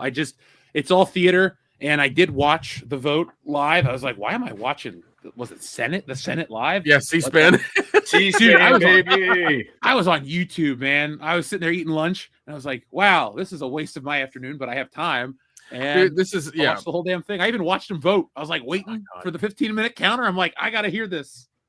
Yeah, well, this is what the government does as well too. I mean, even it happened during Vietnam with Agent Orange. Like they knowingly sprayed that toxic shit across everybody, and even soldiers got affected by it, and like Family member of mine died from it. Jesus Christ, that's terrible. Billy Ray Valentine killed one of your family members. That's awful. Yeah, he was a karate man. He was bleeding on the inside, but he was in Ding Dang and Bing Bong. I mean, he was all over the place over there. Van Damme and Jackie Chan were there too. Oh God, yeah, but yeah, I mean, even with that, like, the government's never admitted that they did something wrong. Even with the 9/11 first responder stuff, they've it's taken an arm and a leg for them to give them any money for their health problems too. There was a whole documentary and other stuff done about that. So them to admit anything's wrong is never gonna fucking happen. So right, yeah. The government hold themselves accountable.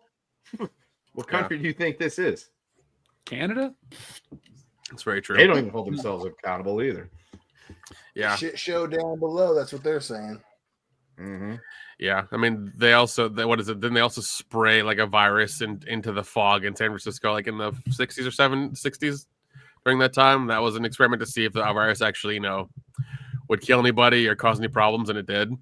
So yeah, lots of fun projects they've done on the American people. We're in the time period where the two generations that were raised on action movies and the boomers that are about to enter dementia are crap.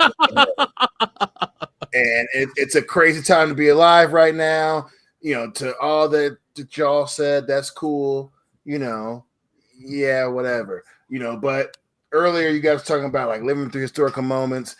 People who have a lot of sway and have a lot of say in what we do in our daily lives. The rest of the world, the rest of us that are here on a podcast listening to our crazy asses realize all those dudes, they're all kind of fucked up. And I agree that we're gonna get a lot of cover up type shit. And also, we live in the age of the internet, baby. And we are going to see, what our parents saw, what those movies showed of cover-ups. And also, yeah, but we've got the internet, and a lot of people are on the internet, and things get released on the internet. And, what is going to be the correlation? What things are not going to match up? Because it ain't a Robert Ludlum novel anymore, dog. It's not a Clint Eastwood movie anymore. At the same time, hey, yo, this dude is flying the FBI plane to go see his girlfriend. This shit is crazy. It's gonna be wild, and the documentaries that we're gonna get are gonna be awesome, and the movies we're gonna get are gonna be awesome, and it's gonna be wild. The rest of us, if you got a job, keep it. And then, hey, it's going to be wild, dude. It's going to be interesting. It could be the same old status quo, or we could see some shit. Listen, Dion, quit talking shit about Cousin Patel, okay? No. He's cool.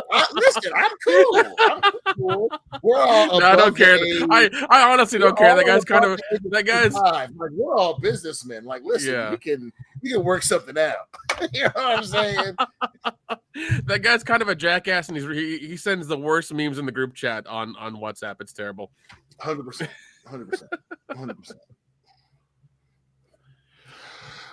Well, I just wanted to ask you guys that because that was something that was across the desk, and I was like, all right, well, I wonder what the guys are thinking of because I haven't really talked to you guys much this week. I've been busy with the book. Yeah, no, I'm like I said, I'm with Kendo. There, it'll be redacted to shit. We won't get fucking anything. And I hope that some crazy hacker group, hacks the computers and we get the true files that come out. I wish that would happen. I wish that were a thing, but it ain't gonna fucking happen. Well, listen, we're living in a tumultuous time where, no matter what's, that's the glory of shows like ours where, we try to look at it like, hey, we look at this shit. Listen, we love movies and stuff. We look at it from an outside perspective of looking at this thing and digesting it, right? And, if you just take a step back, hey, yo, that is a possibility. At the same time, you got different players going against one another, trying to play. We love movies and things like Star Wars. Like this shit plays into the people with money and media and what they think is supposed to be good. And now we're dealing with this shit with the government is the president signing things that apparently he doesn't want to sign. Like this is crazy. Like I'm waiting for Damon Wayans to be a sniper in the courthouse. You know what I'm saying? Like that was a movie that happened. This is pretty crazy. It is, Dion, but it seems like you have too much faith in the U.S. government of them like telling the truth, which is right. Which is wonderful. I'm glad you. I'm glad if they try to lie. Try to lie. Yeah, I mean, I thought that we finally got off the trust the government train during Vietnam.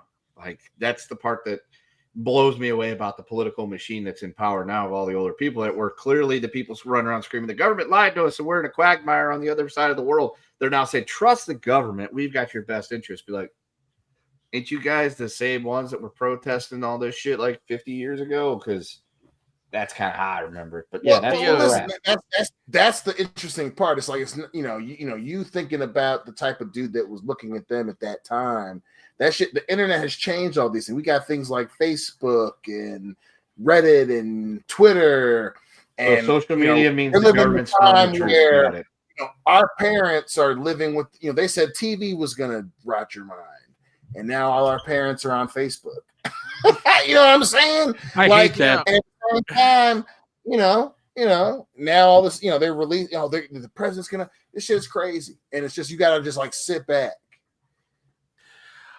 Yeah, but also like once again, it seems like you have a little bit too much faith in the government policing themselves, and it's kind of terrifying, right? Because that's never worked out. And no, I'll give you an example. MK Ultra. The only reason we know about that is because a journalist broke that, and as soon as they broke it, people at the government were burning papers so this way they couldn't figure out what else was going on with MK Ultra. Like apparently it was really terrible, horrible human experiments, like really terrible shit. Like even the Montauk experiments are somewhat real. Like, and that was experiments on kids. Like there's been a ton of shit that they just haven't told us, and they've only told us like redacted versions of, and that's from like right 50, 60 years ago that we still don't know about fully. So the fact that you think that like there's going to be a leak on Reddit or something like that for this stuff is like, I mean, once again, I wish I lived in that world, but that ain't gonna. Yeah, but how do you even know what the fuck you just talked to me about? Like, did you dream that up? Because he said it now and not in 1995. Sleeping in your things got leaked and things talked about. Listen, things got leaked and people talked about stuff. Like you don't know about that because it was released through the New York Times and other stuff. That you know about it because a dude who talked to another dude who released a story and like that happens. I'm not saying that the government. I'm not saying that it's going to be the government itself that does that. I'm not saying that at all. I'm simply saying that living in a tumultuous time, the things that got leaked from the end of the 20th century, that was without the internet. We know about Operation Paperclip because someone who knew someone in the FBI talked about, oh man, CIA was moving German dudes around in the U.S. because they wanted to know about rockets. That didn't come out because of shit. I'm just saying the things are going to leak out as a result of the power structure being shaken a little bit is going to be very interesting. Well, I mean, there are. Werner von Braun was our leading rocket scientist. Kind of was hard to hide where he came from at that point. And that was like 60 years ago. You can't be like, this is the guy that designed the Apollo rockets to get us to the moon. His name's Werner von Braun. Don't look at where he came from. That's kind of hard to hide in the background, even in 1968. But those things were that were that a lot of people had changed names. We know that because of shit that got leaked out. And this is going to be wild. Yeah, no, I mean there are whistleblowers, but there are also modern whistleblowers that happened during like the Boeing stuff last year. There were like 4 or 5 that all mysteriously died from Boeing. True. Boeing, a plane company, not even the government, a plane company. That's true. All right, That's that probably true, worked for but, the government you know. during the fucking World War II and on. They're probably Absolutely. part of like a bunch of shit. I ain't saying there aren't going to be Julia Roberts starring movies based on that part of it. I'm just saying, hey, you know, you know about that wasn't because, you know, even then, you know, that was because of the internet. You know, people who drop off things and have drop boxes and shit and get leaked to a reporter. That shit happens. On top of the fact that we live in a world where, hey, you know, motherfuckers that have podcasts now are in the head of the FBI. Shit's crazy. You know what I'm saying? Things get leaked. I am not the head of the FBI. No, but 877 Cash now is. Now with that attitude, you say some more wild stuff. Next thing you could be the head of, you know, the Department of looking for motherfuckers. Department of Motor Vehicles. I'll take that job. It's an easy job. Jeff runs his Hire local soon. Department of Motor Vehicles. Perfect. But like the level also you're not taking into account the level at which they track us. I mean, there are what 80,000 flock cameras just in the US that'll track exactly where you're going and have a file on you to where you've been throughout the week and keep all that shit in storage for 30 days. Like there's just I can look on this thing and see what I did 20 or 15 years or so ago on my Google timeline. Yeah, I hate that feature so much. Yeah, I actually kind of like it. It helps me remember some of the shit that I've done. Yeah, and it's one of those things where like I would, once again, things off the internet, getting documents and secret things like that. Like as soon as you like click on a certain thing and you're in a certain area, you're gonna get blown the fuck up or taken the fuck out. It's just gonna goddamn happen. Oh, we're bringing back pagers. Yeah. That's fucked up, Kendo, but I know where you're going with that. Yeah. No. I mean, yeah, there's I mean, like, well, what is it? Even what is it? Like in the 70s, the CIA revealed they had a heart attack gun, which is wild, but it's a real thing. They were working on one. No, it's real. Not that they work on one, it's real. They've used it. I seen it. Yeah. They were in front of Congress with the actual device. There's video of them in Congress showing the device and telling them how it works. It's not an idea. It really happened. Yeah. That's not scary at all. They didn't point that shit at nobody and say, they said to trust us. They was working on shit like this, man. And I pointed at you, fucking Senator Utam for Tennessee. We're not gonna do that. You. And they were like, yeah, man, that's we're going to find a homeless person that nobody's going to notice to disappear. Even I want to say this was during the 70s or the 80s, but they used an air powered umbrella to put ricin into somebody and kill them. Yep. The Canadians used, what is it? I want to say plutonium something there to kill somebody. Like the dude drank it, put it in his coffee, and they killed him. The Canadians did that. Yeah, Script Doctor Savage. Yeah. Dude, some doctor, some teacher from New Mexico put ricin in some lady's coffee once. Yeah. Jane, what's her face? It was all over. It's a famous story. Yeah, she was the head of like some multinational corporation or some shit. It was crazy. Yeah. So I mean, yeah, and even then, like, there's a fucking documentary on the CIA bullshit on Netflix that shows a woman in the office with, I want to say it's Reagan or whatever, and she had like a mask on and she took it off and she was a completely different person. Oh yeah, the mask. Yeah, like the mask is just something that can roll up. It's extremely thin and like fits over like really well. The president, who was a foot away from her, couldn't tell who she was until she like he thought he thought she was somebody entirely different. And they had that in the fucking 80s. You think we've ever run into that stuff, Nick? Like, you think you've ever run into somebody with those on? I'm sure we have. We just don't fucking know. We did something and we got checked out already. I'm sure we have. Like that weirdo. Up if there was like a leak and like you happen to index it and like we popped up because at one point in like 2019 they were afraid we were going to say something and there was like a file on us. That'd be fucked up. Yeah, not really, man. They probably use code specific words already. Shit, like Code Kansas. Code Kansas. That was the KGB Nick. Oh yeah. Thank you. Yeah, I don't know. Yeah, people be every the comments is helping me like figure out exactly what I'm talking about. I know I've heard of these things, but like the Canadians don't have that technology. They use their umbrellas to shoot fucking maple syrup at moose. But they make a good poutine, which is all that matters. They do. Yeah. They do so, that. Yeah, and like they're all of these like declassified stories either through FOIA or just through time. Because when these things happen, there's like I don't know, Motherfucker, you they'll get live declassified after like 80 years or something. I Well- do think that this case, though, will stick around for quite some time, and we'll hear something soonish. Listen, when it's the year 2067, it'll all finally come out. Well, we should still be alive. So I'm literally, I used to Theoretically. be sad because I was like, man, I'll never get to live to see us like colonize Mars and live in outer space. But now I'm like, well, at least I got that to look forward to. So I I'm counting think, down the days. in all honesty, I think we'll see like the beginnings of that. I think we'll see the beginnings of that. Would you go like if let's say you didn't have a family, Nick, and let's say that they had perfected like cryo sleep and de-aging and shit, would you volunteer to go off to one of these planets? Yes. If He wants to go to Uranus. there was like a retirement call, if there was like a retirement car only like Florida, like on Mars, I'd go. I'd be like, fuck you guys, I'm gone. I would help you get there. I'd be like, Nick, I will pack your bag if this means you're going to Mars.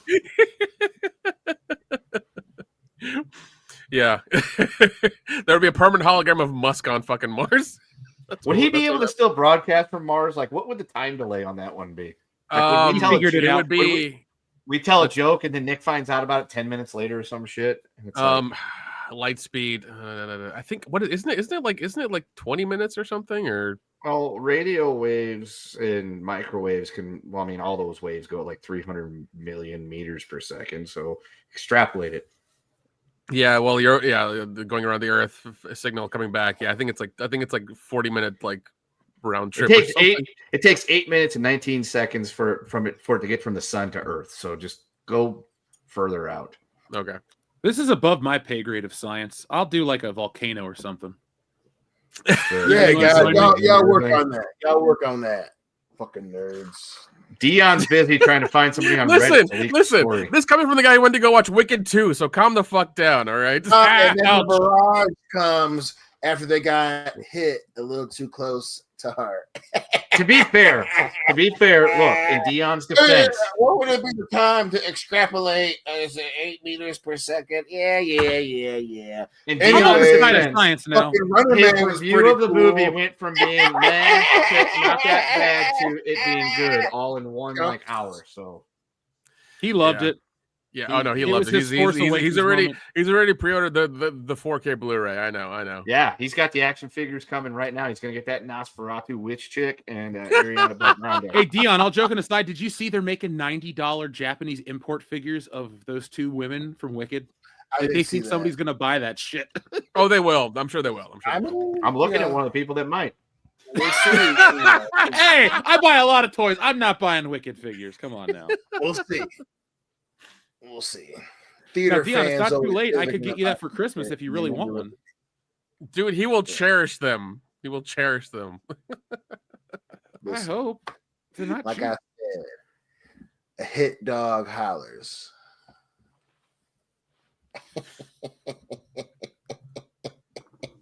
I don't know what that means, and the laughter doesn't help. It's like you're laughing. No, You're like the Joker's laugh box at the end of the movie. You know what it means? Both of y'all. All of a sudden, oh, he's gonna buy a figure. Welcome to Inebriated Cast here on World Class Bullshitters, where 3 out of 4 bullshitters have been drinking. Yeah, but only one of those 4 have been drinking while watching Wicked Part 2 Electric Boogaloo. But we gotta sympathize with him, man, because I couldn't sit through that film unless I was drunk. I couldn't sit Well, through no. that film, period. There's a way. Just don't Why go there's fucking watch always it. one healthy guy on set. Just You want to get out of here? Talk to me. Yeah, there's a way to get past it. Just don't go fucking watch it. It's that simple. Yeah. Our friend Xavier God says, man. fuck, marry, kill all 3 Austin Powers movies. That's quite easy. Marry the Oh, yeah. Spy Who Shagged Me, fuck the first one, kill the third one. Easy. Oh man, let's see. Oh, Nick's I thinking will about marry the first one, fuck the second one, kill the third one. it. At least the third one's dying. Beyonce. Um, Marry the second one, fuck the first one, kill the third one. Yeah. Marry the second one, fuck the first one, kill the third one. Gold Yeah. members is Yeah. so bad. Came to a census. Still, Yeah, it's a dumb one. Beyonce isn't 3. Are we just shitting on Beyonce now? Is that what this show's become, Dion? No. I'm saying I'm a little disappointed. you know, I was looking forward to shitting on Beyonce because I don't think she's that good. She's I mean, you know, she yeah. can sing, she can't act. I want justice. You know what I'm saying? No. And she good looking, especially when she got that cocoa butter. You know what I'm saying, If you want an aquarium stream, Mr. or M Power Warren, we have to pick a movie to drink to, and we have to drink for the super chats because that's how. We have to. We have to do a double feature, and then we have to drink, or you guys have to make us drink, buy us drinks, and essentially, and it'll happen. Yeah. The aquarium streams. I mean, we've really only ever had one. We've had aquarium like listens on Patreon and things like that. That's happened, but yeah, you gotta just I think next month here they're gonna show all 5 Silent Night Daily Nights. There's 5 of them. It's too many. There are 5 of them. Mickey Rooney's in one of them, right? Yeah. 4 too many, even though we do love Garbage Day. Yeah. Huh? No. There's I think the third one is with Bill Moseley, and then like the fourth one, like it's like killer robot toys or some shit like that. I forget. It gets worse as they go on. Sounds like a Batman plot. I'm pretty sure They are. should have just made it like an anthology series, like horror Christmas shit. That's what they should have done. Well, that's what Halloween's supposed to be, but we got Michael Myers. Michael Myers. Oh my god, Michael Myers is in it. Oh Yeah, well, he's in the Rob Zombie ones. How'd that go? He's in Halloween Kills and Ends. Those movies are dog shite. Oh man. And didn't they approve a show for Michael Myers or something recently, or like a couple of years ago? Yeah, he was on Saturday Night Live. God. They sold the rights, Nick. The Akkad's estate sold the TV rights because we need a weekly show about the history of Haddonfield. Apparently, this random ass town in Illinois is now going to be fucking haunted because they're so bereft of ideas. Like, it works for Derry. Like, I get it. It's a haunted town. Yeah. But Haddonfield, it's not even that big of a deal. Like, we all live in a city where somebody got murdered. And it's not cool. It's tragic. It's sad. But guess what? It doesn't define the fucking city we live in. And to act like, 30 years ago, a little boy murdered his sister and it destroyed the town. No, it fucking wouldn't. People would read it in the newspaper and go, that's messed up. And then the kid got carted off to an asylum and nobody thought about it. That kid broke out and killed 4 people in one night. Tragic, messed up, horrible. But you know what would happen? The world would move on. And we would just by Christmas that year, people wouldn't think about it. Haddonfield wouldn't be destroyed. But for God's sakes, we got to put so much meaning and value into shit that's worthless. That's the kind of shit that pisses me off because it's like we're stuck in neutral, man. And we keep spinning our wheels and we keep trying to make everything fit into this box like it's fucking Star Wars. Oh, it's the world we can milk. No, you can't. We learned that the hard way. So, sorry, that was my soapbox moment. We have a fuck, marry, kill. Elizabeth Hurley, Heather Graham, Beyonce. Oh, that's easy. That's easy. Marry Elizabeth Hurley because she still looks great at 60-something years old. Give it to Beyonce and kill Heather Graham. I'm killing Beyonce. Heather Graham still looks good. Yeah. Yeah. But I mean that is a toss up between Heather Graham and Elizabeth Hurley though. That's a tough one. That's a tough one. I will marry Heather Graham, fuck Elizabeth Hurley, and kill Beyonce. Yeah. Yep. And Dion's getting his tickets for tomorrow to watch Wicked again. Yeah, but he's gonna try to marry both white women. I can't blame him though, because that's what I want to do. Ooh, give me. Ooh, marrying Beyonce. Duh. Ooh, damn. Wow, we fucked that one up. There's a fucking curveball I never saw coming. Killing Heather Graham. God damn, really? Jeez. Not willingly. I was asked a question. I'm asked a question. Dion, she's white, bro. Don't kill the white lady. But she ain't Beyonce. That's a good thing. That's a selling point. What are you doing, man? Yeah. That's Sweet Baby Ray's, Nick. Is that okay? It's like, what the hell's going on over there? It's in everybody's home in America. That's true. JR's barbecue sauce. Dion is drunk, and I love it. Well, maybe next week at this time. You have to be to deal with Wicked, So. Hey, don't get mad at me. I'm not mad at you. I'm not mad. No, not at all. I'm just it's just that I wouldn't have been forced to watch that movie. So, Are you trying to say couldn't been me? No, we're not Pretty at all. Couldn't be That me. is exactly what Nick is saying. I'm pretty sure. Clone Geek, that's a burn and a half. Grizzly Nightmare 80 says, love those Jeff rants, passion. And if you guys want me to rant about shit, cue me up. I got a lot of shit to say about a lot of shit, so believe me. You're always going to get a world-class take here on this channel. But thank you, Grizzly Nightmare. I don't know. Things are okay right now, but there's a lot of dumb crap out there. Yeah, like, Amazon also trying to make Bond work, and we'll see how that goes. You know what? I've come to terms with it. We got the original 20 films. I will watch those. I will act like Daniel Craig is a fever dream, and it's all he wrote. All he wrote. I agree, yeah. Because, when Amazon took the guns out of the poster, I was like, what the fuck are you doing? Like, what bullshit are you trying to pull right now? What's happening? So stupid.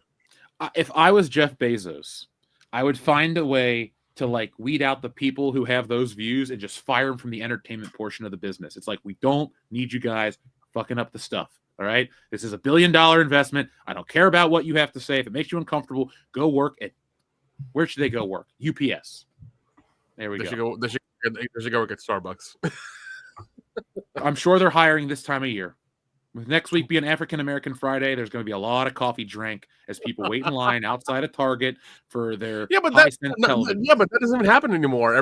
All the sales they have now happen like 6 weeks beforehand, and they're all bullshit. It's like, 50% off, 20% off, free shipping. It's like, no, what happened to the 75% off, the 85% off to like the first like 200 people who come through the door, like swinging?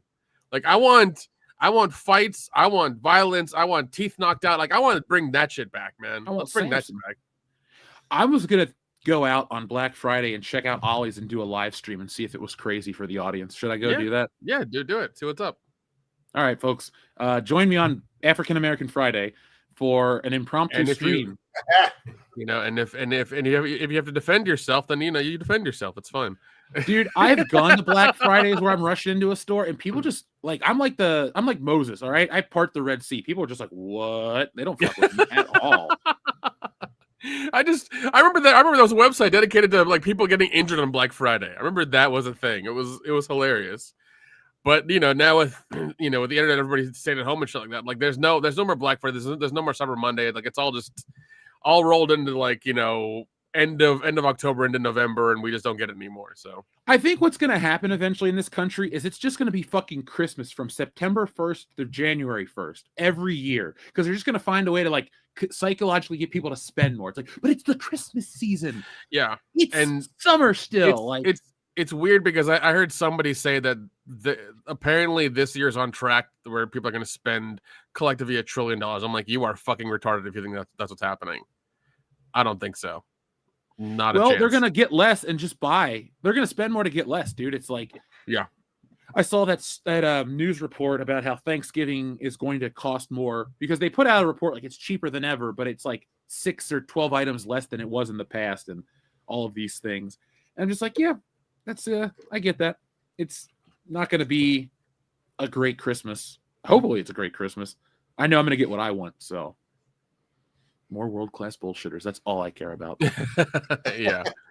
But it's just one of those things where like they're like I remember reading it somewhere and I was like, that is the most retarded shit I've ever heard. Like even Prime Day and Amazon like didn't make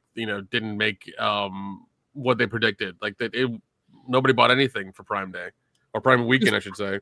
Because Prime Week was bullshit, dude. I love a good sale. So much of my collection is like, for example, did I need to buy these vintage style Star Wars figures? No, but they were super cheap. So I was like, you know what? $3 is the right price. Yeah. So I just bought it. And I love to do shit like that. It's like, do I need another printer? No, but it's $9.99. It's cheaper to buy a new printer than it is to buy ink. But 100%. They don't have anything that's interesting this year, man. Like, I guess I was saying this. I went to a Friendsgiving last week, and I was talking about how there's like a general malaise in society, and everyone agreed with me. How everyone just doesn't fucking care about anything right now. Yeah. And it's weird because I feel it, and I also feel myself not caring about certain things, but I'm partially just kind of busy with other shit. But does this ever stop? Because I don't want it to get worse where people just care less and less. I'm not asking people to be like hippy dippy, let's all hold hands across America shit. But I don't know, man. It feels weirder than others. So. No, like I first thought about it when you mentioned it during Halloween, during October. You're like, yeah, it doesn't feel like Halloween, and like it was odd because you said it, and I looked at like my cul-de-sac, and like usually there's a couple of places, little like we'll have decorations on the doors and things like that, and lights and stuff around and things, but there was nothing this year, and it's like you're fucking right. Like nobody wants to do anything. Like nobody's feeling it, Yeah, and the street over from us had a block party. It was cool. Nice.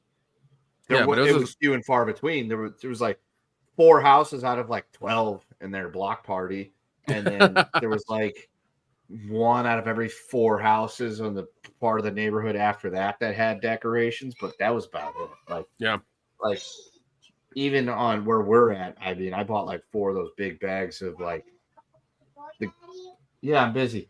Of the gummy bear candy things, and we still had a bunch left over because like our end of the neighborhood nobody even came to, so like, even the trick-or-treating was thin.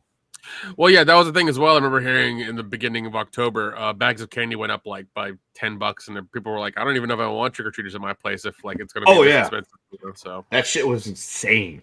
Like, yeah, we bought the Haribo thing, got 80 pieces for like $10. I'm like, that is probably the best deal we're gonna come up with. Plus Haribos are awesome. So it's But yeah, like it was like $20 for like 150 pieces of like the little miniatures, and the little miniatures, like Snickers, fun size, and everything like that. Now they're even smaller because they got them just like little dabs essentially at this point. You don't even get the fun size shit anymore. Yeah, they're just dab shaped fucking gummy bears. Yeah, and they think, the thing is, they think they're being cute because they got each little dab of the Snickers spelled out with the letters and everything like that. And I'm like, you're just asking for problems. Yeah, I know. It's shrinkflation, the whole thing. Yeah, it's fucking crazy. Yeah. Even the damn collectibles are smaller than they used to be.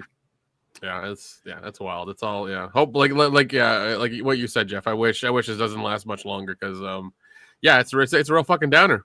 It's a real fucking downer. Yeah, like it's still fun to hang out with you guys and do shit. Like, don't get me wrong, it's just like it always was. But like, we'll get together to do shit, Nick, and it's like we're having a good time, and everybody else is just kind of like, it's like we're in Derry, Everyone just like looks at you, and you're like, I'm sorry that I'm not miserable today. We have a very generous super chat from our friend Georgian. Thank you very much to Georgian, who says, found some Stealing Solo comics I thought I didn't purchase. The mass mailer version, the poly mailer, action figure print with stickers. Also, tip to Dion, alcohol fund for Wicked. Craig destroyed Bond. I agree with that. And a number 007. Yeah. So dramatic. What about Daniel Craig? Yes. I mean, if he didn't... Okay, we have it on record that it was his demand that James Bond be killed. Therefore, he killed the James Bond franchise. Yes. Yeah, he also wouldn't stop bitching about being James Bond. I wish he would have just... true. Like, also true. He should have just stuck with the girl in the Iron Lung. No, girl in the Dragon Lung. That's the Girl in the Iron Lung is a different movie that we need. Yeah, you want to make the Girl in the Iron Lung? I think the last man who had an iron lung died recently. So yeah, we could totally do that. Yeah, he wrote that for Brandon. Yeah. And a good day to you too, sir. Son Larry is an asshole. Yeah. Still that fucking car, but we found his homework. Speaking of buttons, we had a request for button number 007. Georgian, since you ask, you shall receive a couple buttons here on the channel for all the love you give the channel, all the support you've given. And let's give you a couple. First off, this is a fun one. Oh my God! Unbelievable! Oh my God! Good old Perk Angle. On the bill collector. Then we got this one. Son, this is what happens when you fuck a stranger in the ass. Yeah, Larry. Don't forget this one. Cry me a river, dick face. And then I think of y'all when I hear that. I think of you when I hear this one. I'm Shawanda, and her name's Brickwilla. Oh, those are beautiful names. I'm Gloria, and this is Black Dynamite. My mama said my daddy's name is Black Dynamite. So did my mama. Oh, hush up, little girls. A lot of cats have that name.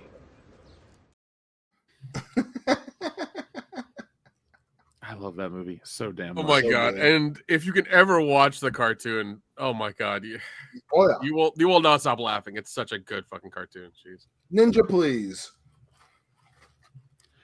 Oh, one more since it's holiday season and people are going to be shopping for toys soon. Buzz, your girlfriend. Woof. Oh god, those figures are going to be turned into mulch. It's fine.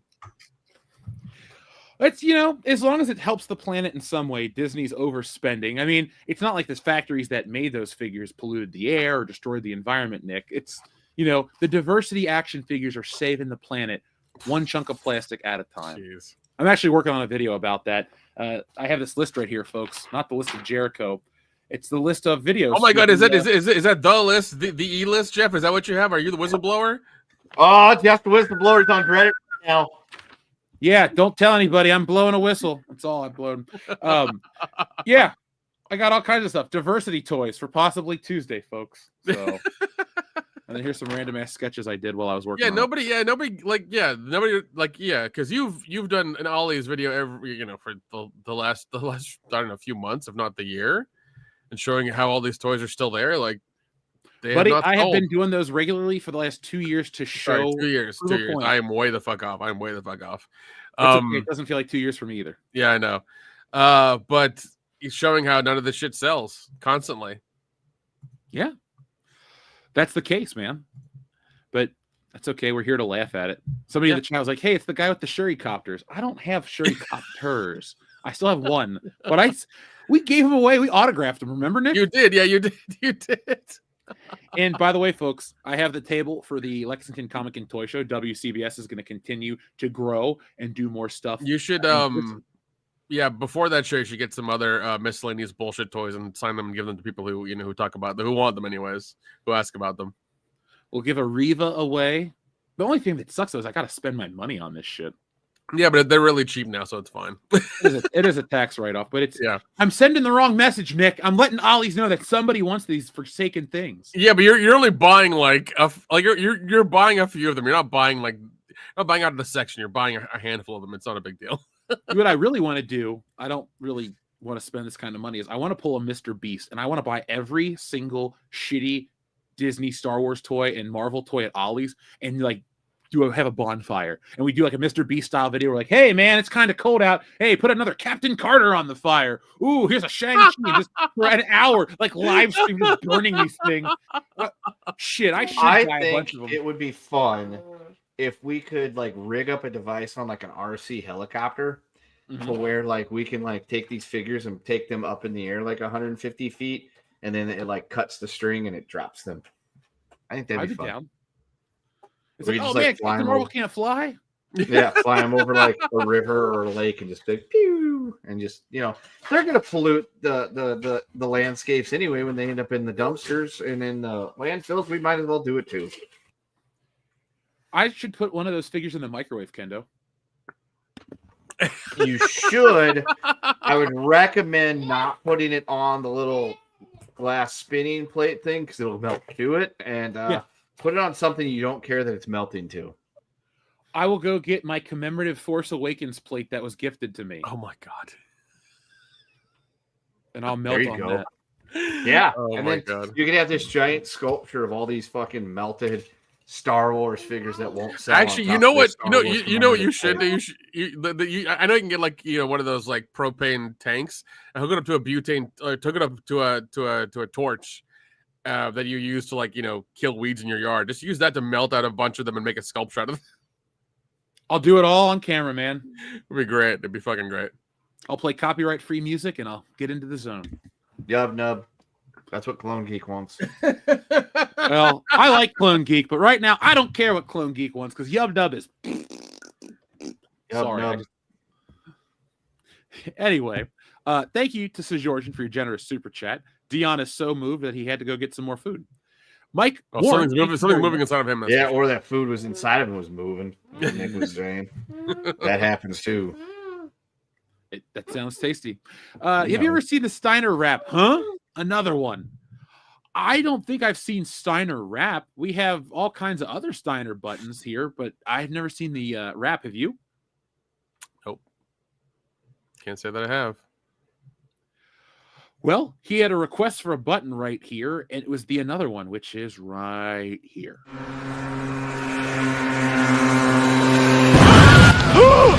Another one.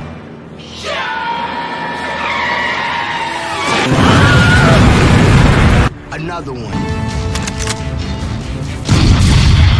Another one. Another one. Another one.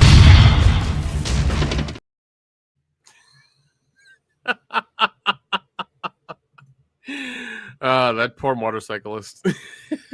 Hey, got what he deserved. Yeah, that's what you get for going 90 miles an hour. And stealing that motorcycle. And steal the motorcycle, yeah. So theft is wrong. Just don't do it, man. Yeah, in the words of Scott Snyder, no sympathy for him. I'm all out. Now, speaking of wrestling, Xavier God says, Pushberry Fire, Maven, Stevie Richards, and woo, woo, woo, you know it, Zack Ryder. Well, I will fire Maven because I don't hate Maven, but Maven's not, it's Maven. Your fucking name was Maven. When you're wrestling against dudes with cool names like The Undertaker and Triple H and Kane, and here comes Maven. It's like, here comes Eugene, or here comes Nikki. You're just like, oh God, one of these guys. So I'm firing that guy.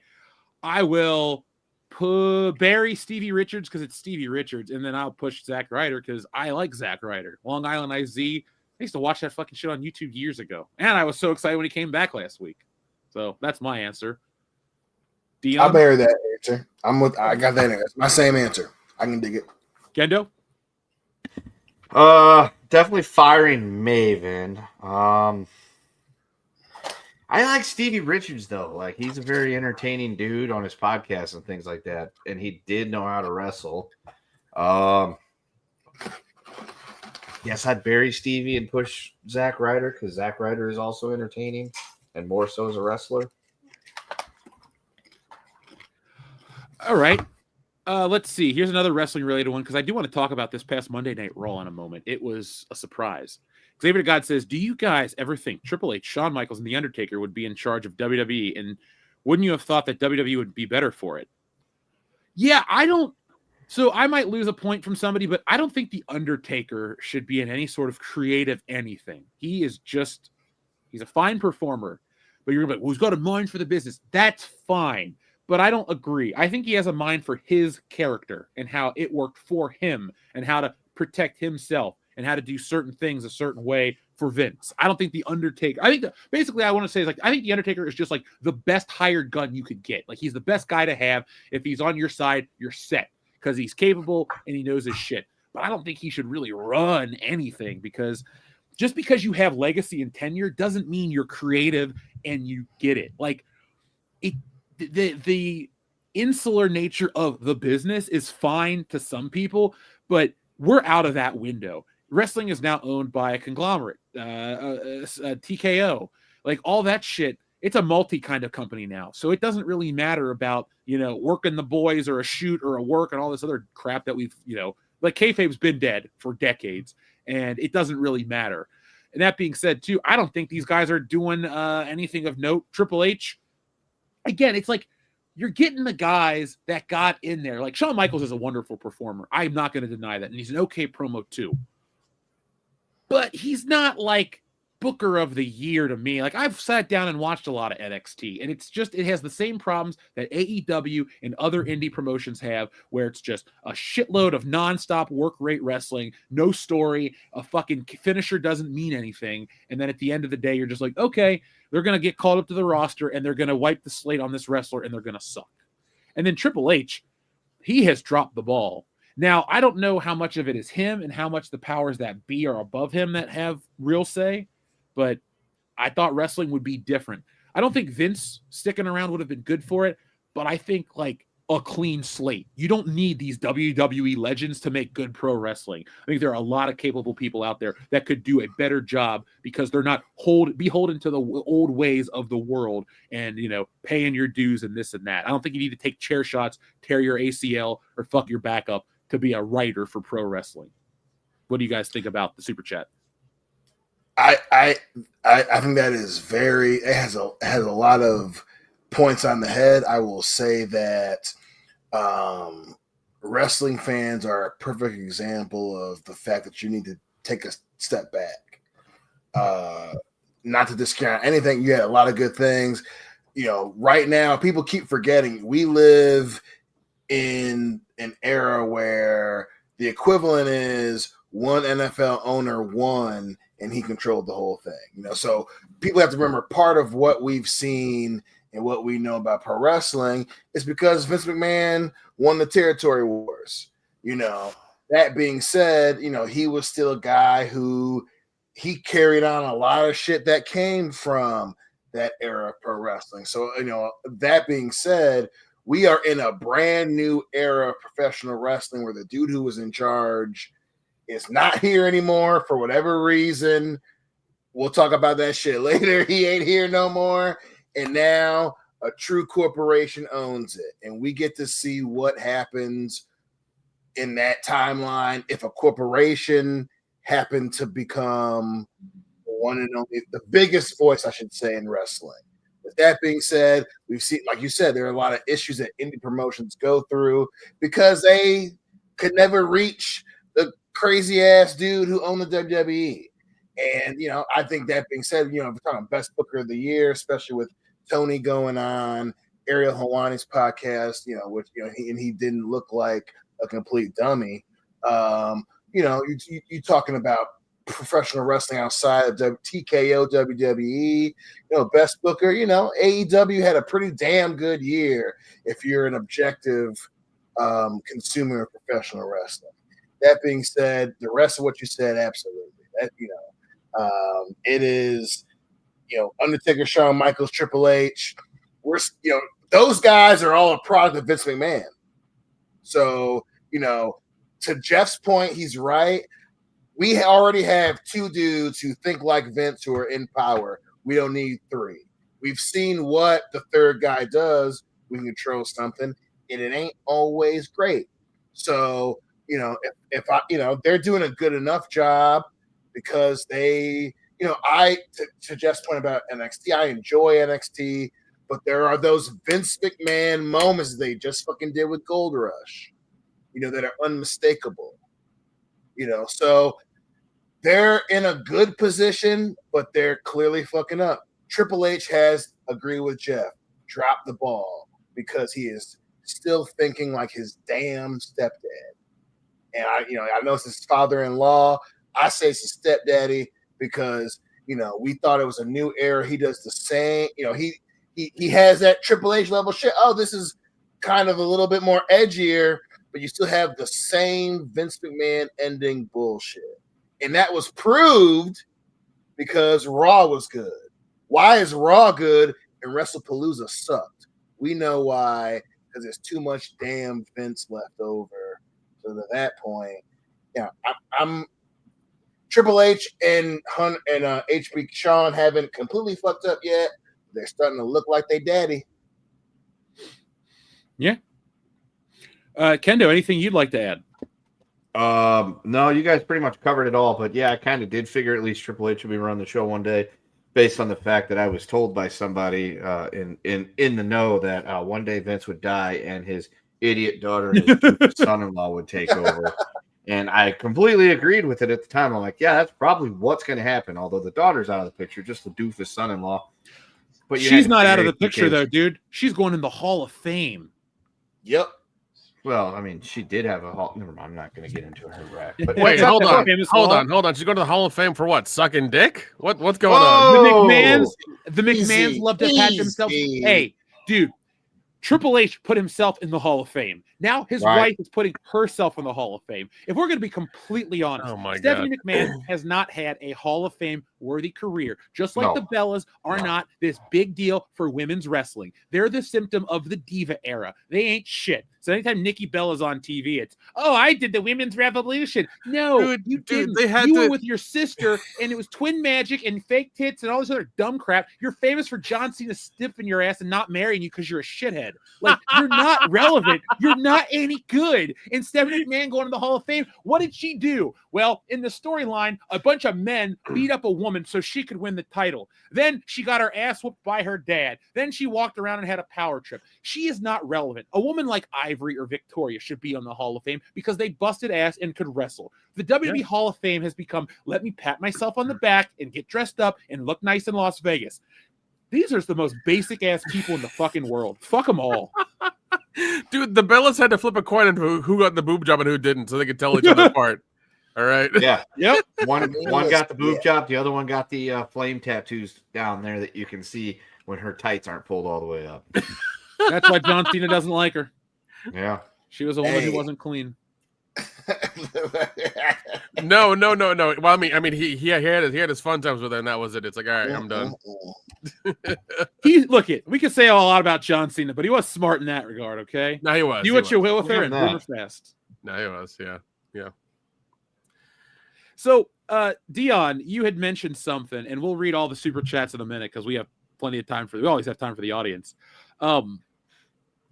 Wrestling on Monday night was legitimately good. Like, it was an awesome episode of Raw as War, or just Raw.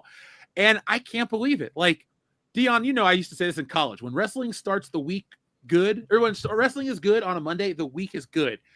I can't believe how good this episode was. I can't believe that I was like watching to see John Cena, actively cheering to see John Cena win, and was satisfied with the entire match and performance. I had to check to make sure I wasn't dead and to make sure that I hadn't been switched out with like a Canamit or something.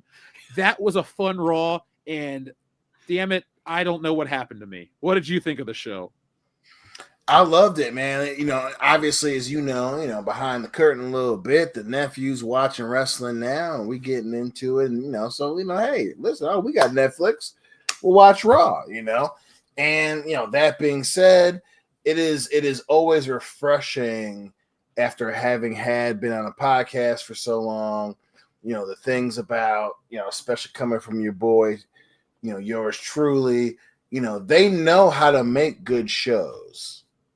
And to see it Monday on Netflix after, the last few, especially in this new era that we're living in, a good Raw where it was, Cena was good and the remainder of the middle of the show was good. And they end on a pretty damn fun final note. And it was like, damn, just do this all the time. You have other parts not do. But even though hey, listen, we'll see what happens after Survivor Series. But again, it's a reminder that they know how to put on a damn good show. That it's when it's bad or lackluster or cobbled together at the last minute where everybody gets so damn upset. Yeah. It definitely does bother me when they just are like, we're going to do this last minute. Because I think whenever I say like, oh, I love the Attitude Era, and people are like, oh, you just want the tits and the violence and the trash TV. No, what I actually want is storylines for every wrestler, that when I watch a show every week, it's like, well, this week Jericho is dealing with this and then that and that. And everybody has a storyline, and sometimes they intersect. Everything is so like, it's like a track. It's like, here's the Seth Rollins track, and it's so stiff and rigid and boring. And then it's like, I got to sit and watch the Vision and all that dumb crap they do, and it's just the same opener every week. Like, I don't wish ill on anyone, so I just want to put that out there for the universe. But like, Seth Rollins' injury is like the best thing to happen to wrestling, because when I don't have to hear him cut the same promo, I'm a visionary, I'm this, I'm that. You ain't shit, dude. All right, you are lame. Your wife, pretty lame too. Like, there's just a lot of personalities in the WWE that I want to see lose, but I mean like really lose, where they just stop. Like, wrestling needs to stop booking the same people in the same spots. Because I had this conversation with Phil the other day. I said, if you ever go back and you go, let's do it in years. 85 to 95, 95 to 05, 05 to 15, and 15 to 25. Before you get to 2015, every 10 years feels like a brand new thing. 2015 to today feels exactly the same. You have almost all the same wrestlers. You have so many of the same things. The presentation has barely changed outside of new promotional ads on the ring mat and like internet celebrities. Other than that, it's the same shit. And that's always been my complaint because it's just the same crap. Monday felt very different. And if it was something that would be a continuing trend of, we have title matches and changes sometimes, and we have big matches and quick matches and all these things, and we don't spend the entire show promoting PLEs, Peacock, ESPN Plus, and some other bullshit. If we can get that, then wrestling can be fine. But it has an uphill battle, man. But you and I were texting each other all Monday, like, dude, I can't believe how good this is. Dude, I can't believe she won the belt. I can't believe he won the belt. Like, it was fun. And I miss that feeling because that is why I became a fan. Yeah, man. Listen, and a lot of that is legit. At the end of the day, we have been reminded of the fact that, for things to be enjoyable for the consumer, you have change and the constant threat of change.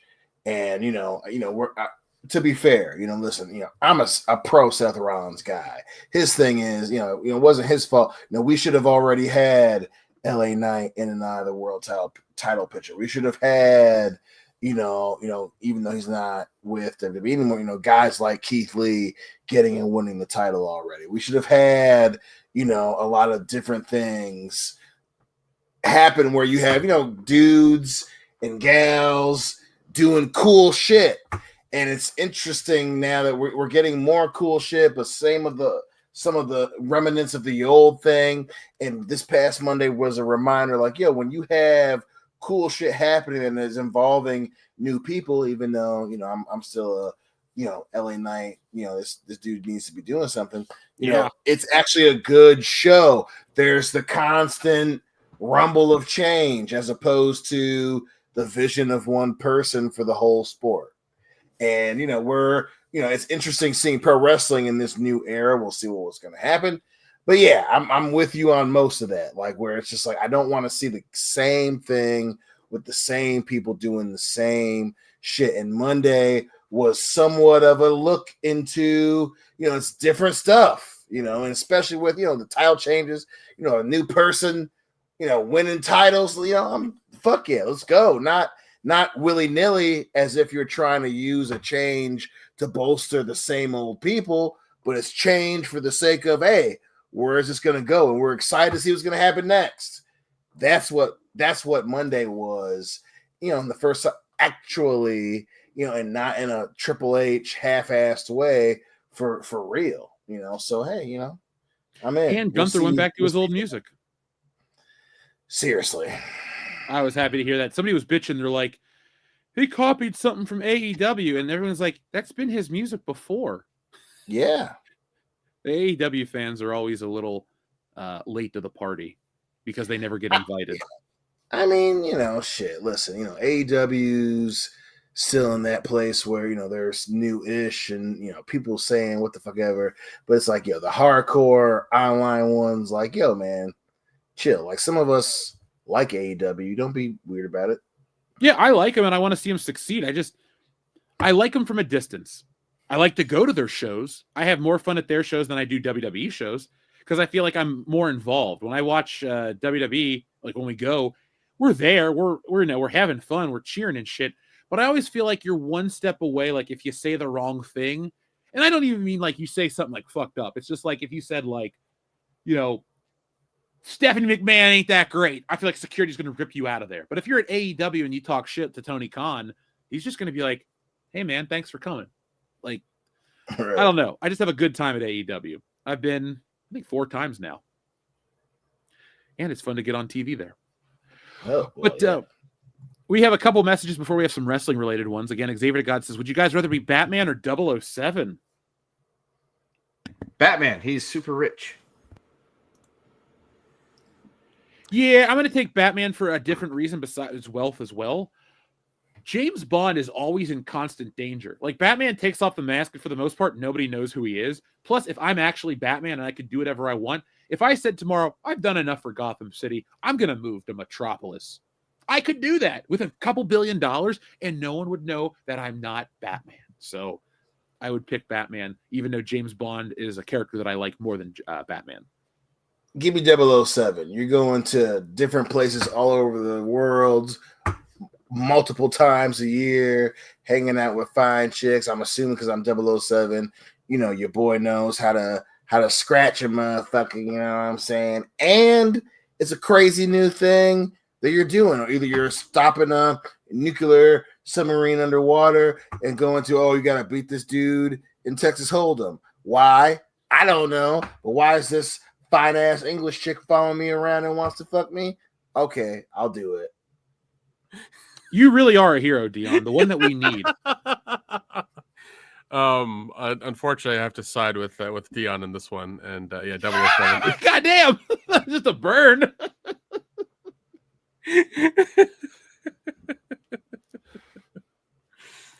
Oh man. See, I'm not a monster. It's ahead of the curve. Xavier God says, I forgot to mention The Rock runs WWE too. Does he really run it, or is he just kind of like a boss in name only? Yeah, he's a figurehead, and we're watching a point in wrestling history where, you know, again, listen, you know, especially because we're still in the remnants of Vince McMahon, who was always at war with his fan base, and TKO is trying to come out of that. And you know, hey, Rock learned from old man Vince. I'll just show up and do something cool, and I don't have to do anything because I'm going to be in a movie with Emily Blunt and win an Oscar. And that shit happened. Did it, Rock? And now you fucked it up, and you look like an asshole. Well, I smell what you're cooking. I mean, he looks like the wind got taken out of him or whatever. He looks like super terrible now. So yeah. He said what it is that he lost a bunch of weight. I can't remember what it was. And you believe him? He is. Come on, Dion. He said that it's for a movie. I believe that Dwayne The Rock Johnson is 100% doing some crazy ass project where he has to lose a lot of weight, and he thinks it's going to win him favor back with the people. And I believe that part. I don't believe, you know, now he's going to make it dramatic and say some dramatic ass shit. I'm not going to believe all that bullshit. But The Rock losing weight to make The Rock look good, 100%. I think he's on Ozempic. I would bet $1,000 right now on that. Ain't no way he's doing The Mechanic too, okay? Darn, I was waiting for that movie. That's on my fucking list right here. Yeah. Please, God, give me these three things: $1 billion and The Mechanic 2, and I can't say the other things on air. But yeah. No, I think he stopped taking the gas like Batista did, and like, you know, it just like, you know, it deflated him. Yeah, absolutely, dude. Ain't no motherfucker who's in his 50s who looks like actual Hercules. And listen, the percentage of chance that The Rock has the greatest genes that mankind's ever seen is probably kind of low. And he's Samoan. Them dudes look jacked even when they're old, but he was that jacked. Nah, dog, come on. Would you say the 66 and 2/3 chance of having a better physique? God damn it. Yeah, you're welcome, Nick. TLA Screwjob 6397 says, I just started a new job. Congratulations. And heard some coworkers talking about Raw coming to town. $2,400 for front row seat. Jesus, for a Raw? Thought of mentioning went to WrestleMania 15 years in a row in a Hart Hicks. Yeah, dude, there is no way. Seriously, for a fucking Raw, are you high? What the hell, man? Yeah, it's not even a pay-per-view, it's a fucking Raw. Well, you might get to be on the Netflix beamed around the world. Hey, you know what? I paid $200 and something bucks, and I'm on WrestleMania 28. I didn't have to pay an arm and a leg for that. I just got on the show that way because that's how it used to work. Yeah. And seriously, I went to WrestleMania 18 times, and Dion, you've gone with me 10 of those times or more. Yes, sir. Your ticket was between $250 and $450 every time. We never spent more, and we had solid seats. I even knew the hack, how if you sat on the lower level and you picked limited view, all it meant was you're next to the Tron. We could see Stone Cold's face when he came out on the ATV at 38. Like, we were down close. We had great seats. We were by the exit lane when they would finish the matches at WrestleMania in New Orleans too, because Jericho won, and people were mad. We were all kind of laughing about it. I was like, Jericho, you're the real U.S. champ, and he like looked. I was like, fuck yeah. You were excited when Booker T showed up. And people always wondered why he was able to sell out so much, but apparently WrestleMania is still doing it. So we're gonna see if that's the same in 2026, baby. That's just a ridiculous amount to pay for a Raw. Yeah. Even it's ridiculous. Look, if WrestleMania floor seats were $2,400, I'd go to WrestleMania and sit on the floor. That's not of course. Right. But no, they're the price of a fucking Honda right now. So like, no, thank you. $38,000. Yeah, no, they want a certain much. Go, boys. Yeah, this and you see every company do this now, where they're trying to pitch all of their stuff and price everything. Even Disney's been doing this for years now, where they're pricing everything to people who make 6 figures or more a year or whatever. That's not working. Did you see that article that came out in Forbes? Oh yeah, I read it. Yeah, yeah, because it's one of those things where it's like, at some point, like you're gonna lose your audience and you lose your base and all this other stuff if you price out the rest of your people. It's like, what the fuck? It's like with the DEI shit we dealt with for the past 10 years. Like you keep pushing things a certain way to a certain demographic who are small and don't buy your shit. What the fuck are you doing? You're not wrong, dude. Yeah. People are tired of a lot of that stuff. People just don't want to be preached to anymore. Yeah, I mean, look at what the fuck Jaguar did with their ads. Like, come the fuck on. The company like the company got valued to nothing. WWE, their price changes ain't changing because of fucking DEI. Of course. No, he's not saying that. He was just Nick was making a comparison that certain things companies will think a trend is popular and they'll push it into the detriment of the overall picture. That's what he was saying, right? But that's not a trend. WWE's not following a trend.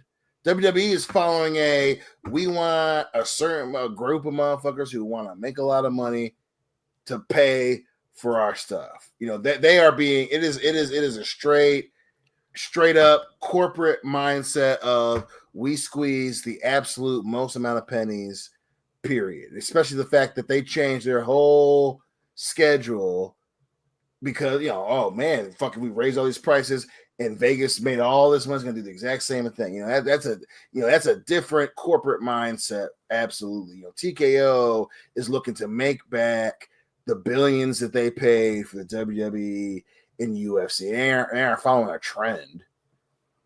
Yeah, but it's one of those things where like when you charge $40,000 for a front row seat for WrestleMania, when years ago, like for the past, I guess 5 or 10 years, it's been like I don't know how much of those floor seats been, Jeff. When I started going, I think it was $1,200 to $2,000, which it ain't bad for WrestleMania. That ain't bad for WrestleMania. That's not bad. They turned it into a 2-night event to milk the audience. And when we've been to 2 of the TKO WrestleManias. Their first WrestleMania 39 was very well priced. It was a very good show. It was like, that was prime WrestleMania under the TKO banner. It felt different. It was priced right. It felt big. It was cool. 40 came around. 40 was epic. We paid $500 each per person to go both nights. That was the highest I'd ever paid. But WrestleMania 40 actually delivered a show that was worth $500. So I was satisfied. Now, not now, but they have been doing this thing where they sell WrestleMania tickets before there's a card. They've always done that in my lifetime as a fan. And that's fine. They think, well, the brand WrestleMania is that strong. When you gave me a Travis Scott commercial for $20,000. Yeah. And WrestleMania started with a commercial for an app. An app. Like, seriously, normally, like, we take it back to WrestleMania 17. They play the Rock and Stone Cold promo, and they get you hyped, and then Jericho fights William Regal, and you're like, oh, my God, WrestleMania is here. Dion and Hillary drove down to Phil's. We spent the whole time getting ready. We went through a nice meal. We drank. We got ready. And the fucking show starts with a commercial, and we just looked at each other. We're like, seriously, this is WrestleMania? Like, that was a really shit sign. And like, I can live with like a Prime logo sponsorship or like one or two things, but wrestling's not boxing because it's not a real sport. There's no real competition, and that's fine. To me, but that's where the line gets blurred, because that's where you missed it. Because boxing and the UFC they're all doing the exact same. But wrestling is akin to like a play. Like if you went to now, I'm not trying to make fun of you. So seriously, this is not a dig. But let's say you took Hillary to go see Wicked on Broadway. Do you expect Wicked on Broadway in the beginning of the show, when whatever it starts with, do you expect fucking Bill Gates to come out and give you an ad about Microsoft Edge for 20 minutes? Like, you'd be pissed. You'd be like, what the fuck did I just pay for? Because it's not like we're getting WrestleMania for free. You know, I pay for Peacock. I pay for streaming services. We got to pay all this extra shit. Now they want you to have ESPN. Like, if this was on TV, I could understand that you need ads to support it. But you're the WWE, and you just made $12 million from the city on top of your ticket prices, on top of this and that.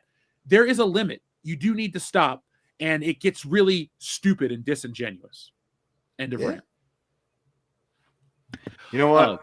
I don't care how much they're going to charge for WrestleMania 42 tickets.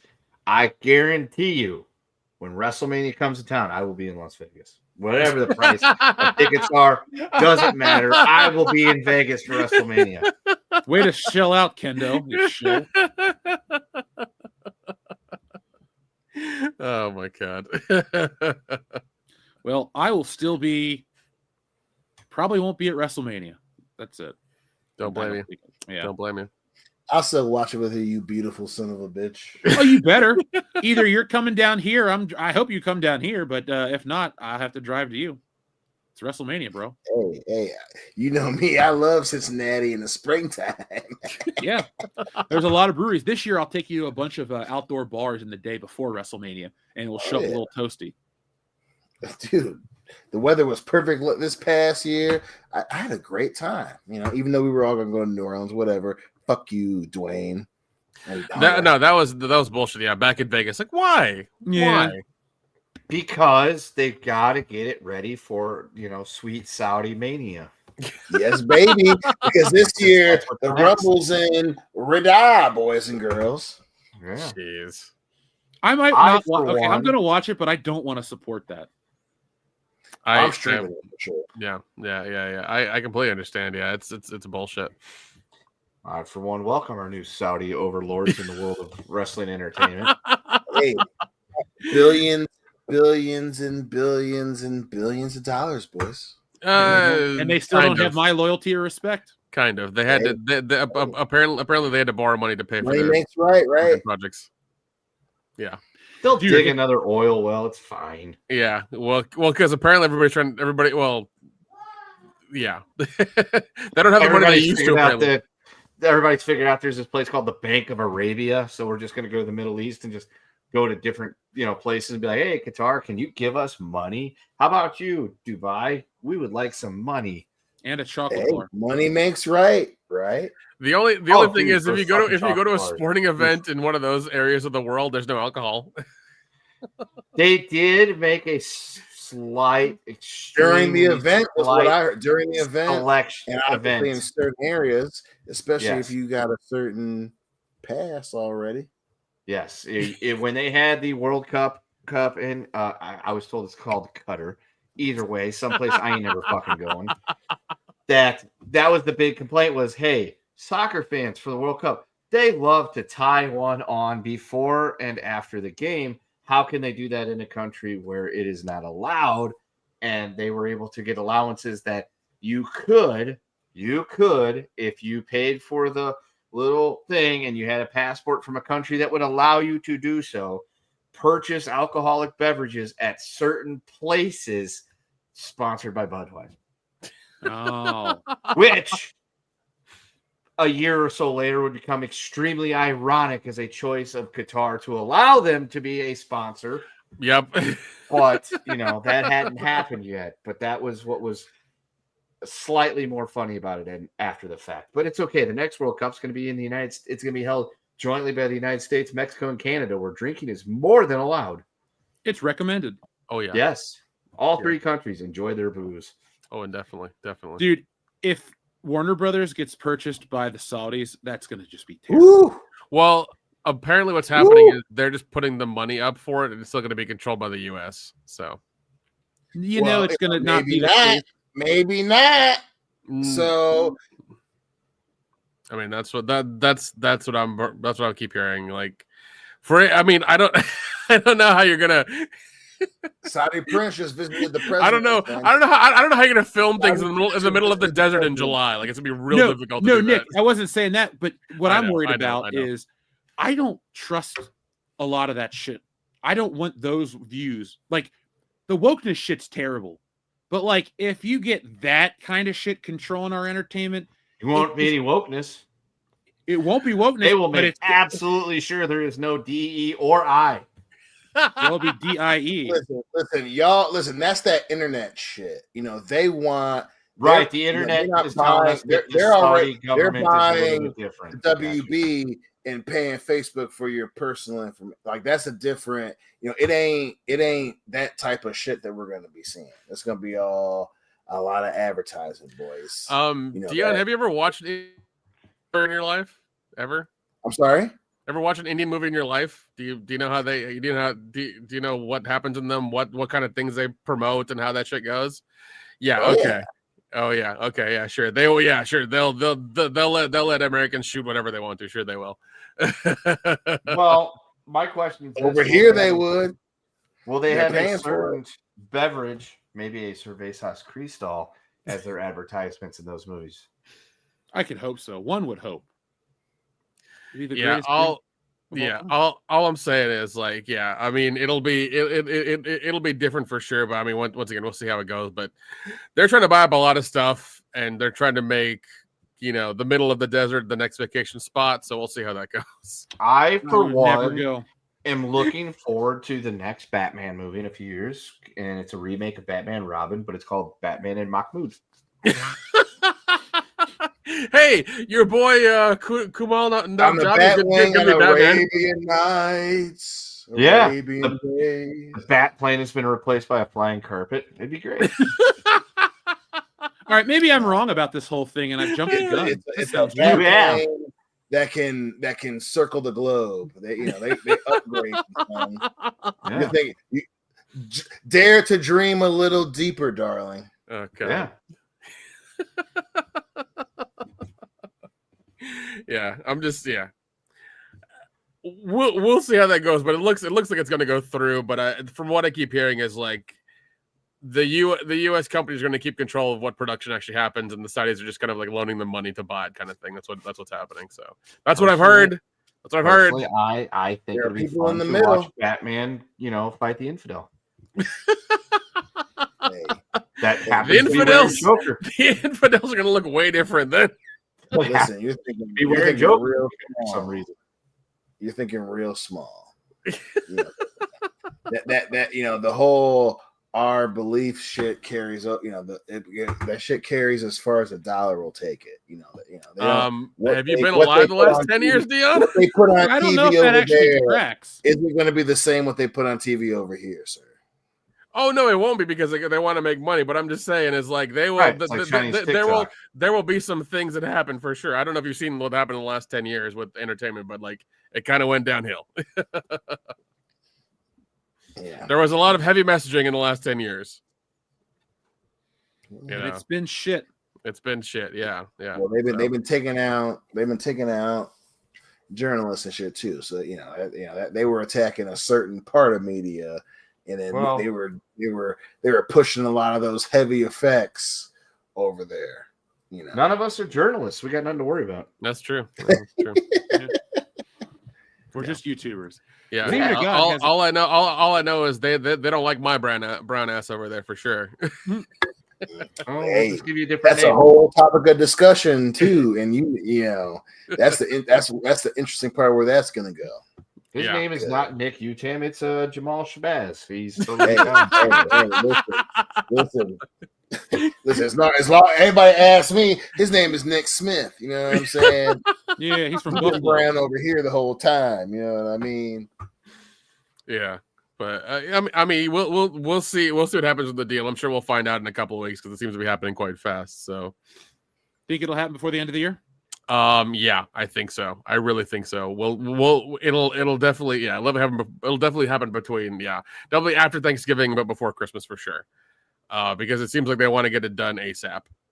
So, I mean, but I keep hearing that like because of that happening, like James Gunn is out and they're gonna bring Snyder back in, which I think is fucking retarded, and that's never gonna happen. When I say James Gunn's, his words have changed over the last 4 months. From we're gonna do a Sandman movie, we're gonna do this, that, and the other, we're gonna do a Batgirl movie, to the last month or so. Well, I don't know what's gonna happen, and we'll see what's gonna happen after the purchase and all this shit. So yeah, man, like Nick ain't lying a damn bit, because I think when James Gunn is changing his tune in terms of the motherfuckers above his head, it's for real. And apparently, again, the Saudis want to get in the American media business in terms of movies, and they are serious about it. And WB, that Discovery thing did not work out.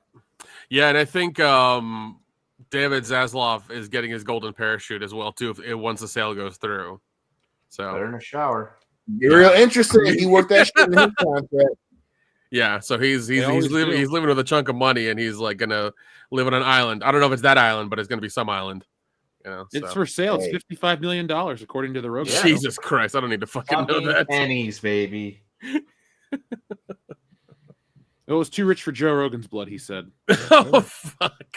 And he's fucking lying. Oh, I know he could afford that like it's nothing. Oh yeah, because he got a ridiculous deal from Spotify for the last 10 years or something. I have never once listened to him on Spotify. I listen to his clips every now and again. It's fine. No. He puts the whole shows on YouTube still. I think it's the next day or whatever. He does. Well, that's because YouTube was fucking up. Spotify made Spotify Video because of him, and so YouTube's like, no, we'll show all your episodes. Put them back on here. They were losing viewers. Hey, I'm sure that's the story they said. Oh yeah, because I mean, that was the whole thing because Spotify wouldn't do it for free. He wasn't getting the viewers that he's still getting viewers. No one's saying that he isn't, but the cut he had from YouTube to Spotify as opposed to not doing YouTube was still pretty significant. Spotify, they're successful, but they don't have that many listeners as they were telling people by the time they gave Joe Rogan $100 million fucking dollars. Oh yeah, for sure. So he was putting them on YouTube anyway, because that was a significant chunk of change that he was leaving. Because hey, say what you want, but YouTube is an advertising vehicle. That's what Google wanted it to be, and because they wouldn't be putting that shit on YouTube for free. No, of course, but I mean, they were like when he was talking about COVID and things like that, they were taking out episodes from YouTube, and he was like, "Fuck that!" And Spotify was like, "Oh, come over here, put them up over here." Yep. And that was YouTube was like, "Come on back, you ready? Come on back." Yeah. You want to talk about fascism? Jesus. 2020 just sucked.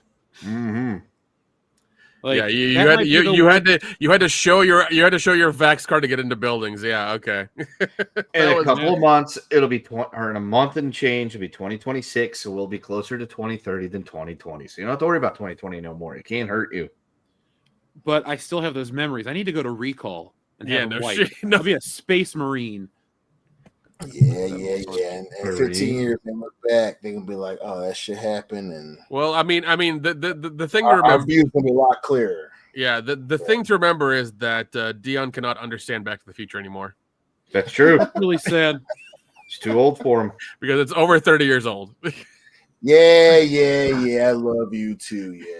So, you and your fucking white friend over there, I love his ass. I like how I'm just absolved from this. It's like listen, you already in, but you sibling. You can't. I say the same shit to you that I say to Diane. I tell Diane all the time. I be like, man, fuck you, Diane Green. You get the I've heard you say that in person. And I'd be like, shut the fuck up, Jeff Hicks. Like you in already. You have the blessing and the curse of being like, man, At the same time, someone to say something about you, I'd be like, yo, what the fuck you say? You can't say that shit about him. Yep. Shut the fuck up. You don't know Jeff Hicks, bitch. At the same time, man, fuck Jeff Hicks. Yep. It's the duality. I laugh about that shit. So you're not absolved. You've just been you've prestiged. Prestige. Just as I gave up on Call of Duty. That's what you is. Oh god, I actually downloaded Battlefield 6, and I've been playing the free version of it because I don't want to fucking pay for it. How do you like it? That's the right move. It's been fun. I've had a lot of fun with it. Yeah, it's been good.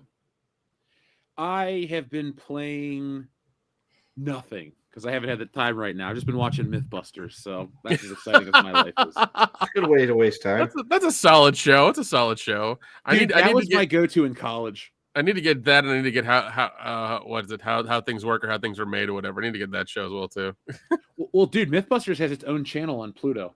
Oh shit, nice. And so I just at lunchtime I'll go in and bring my lunch and just watch a Mythbusters episode and be like, all right, cool, I'm learning science and I'm doing math puzzles and shit in my free time. I'm becoming who I should have been in high school.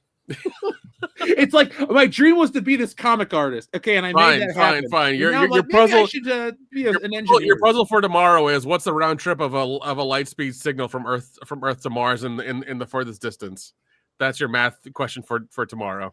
Yeah, anybody want to hear all that bullshit? You don't want me to actually do the formula, Professor? Okay, I won't. Yeah. Fucking jot that shit down and email it to this motherfucker in the zip drive. What the fuck? Where's the zip zap zadoodle around the light speed around the earth? Ain't nobody want to hear that shit. Zip zap zadoodle. That's the Dion Greenway. Dion's like, the internet works. All right, cool. I don't give a shit how it actually works, as long as it works. Yeah. It's just carrier pigeons and shit inside. Just carrier pigeons and shit. Hey, that's the way it goes. When Dion gets back, we're going to answer Xavier to God's question because it's an important question. I have opinions, but as Dion being the resident Booker T fan, I want to know what Dion has to say first. But Xavier to God, we've met Booker T. He's cool. Yeah.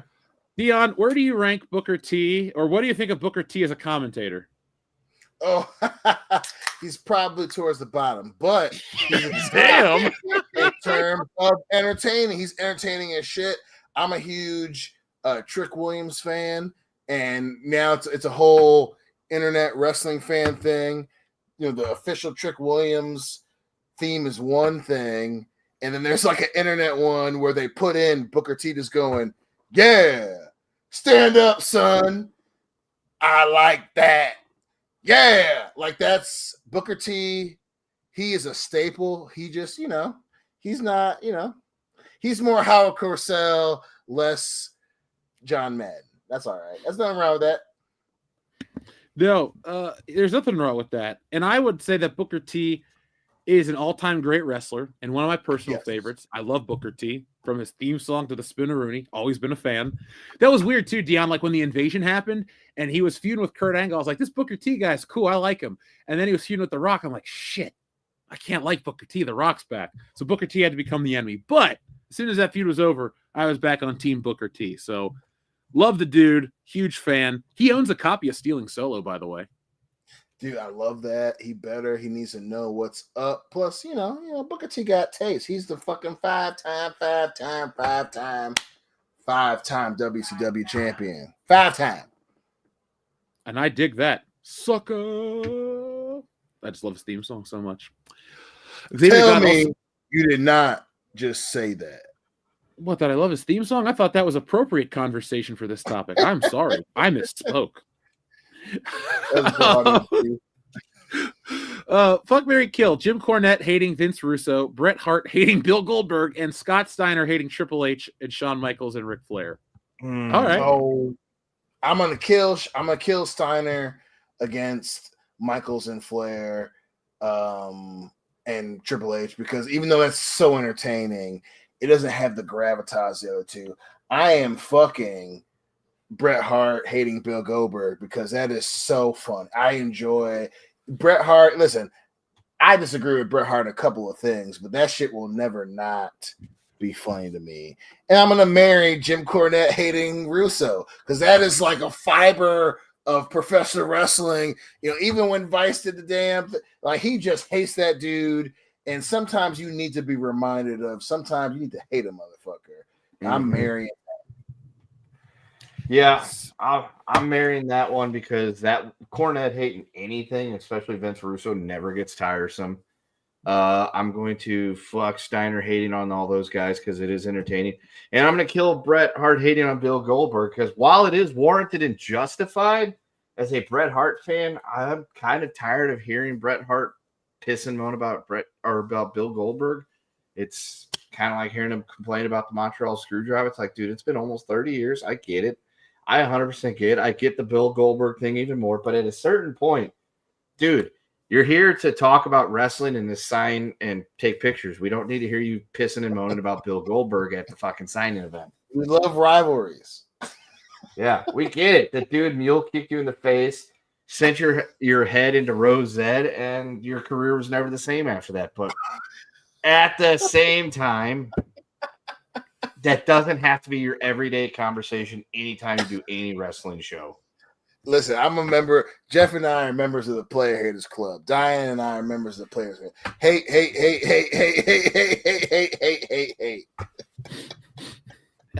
I love that one so much.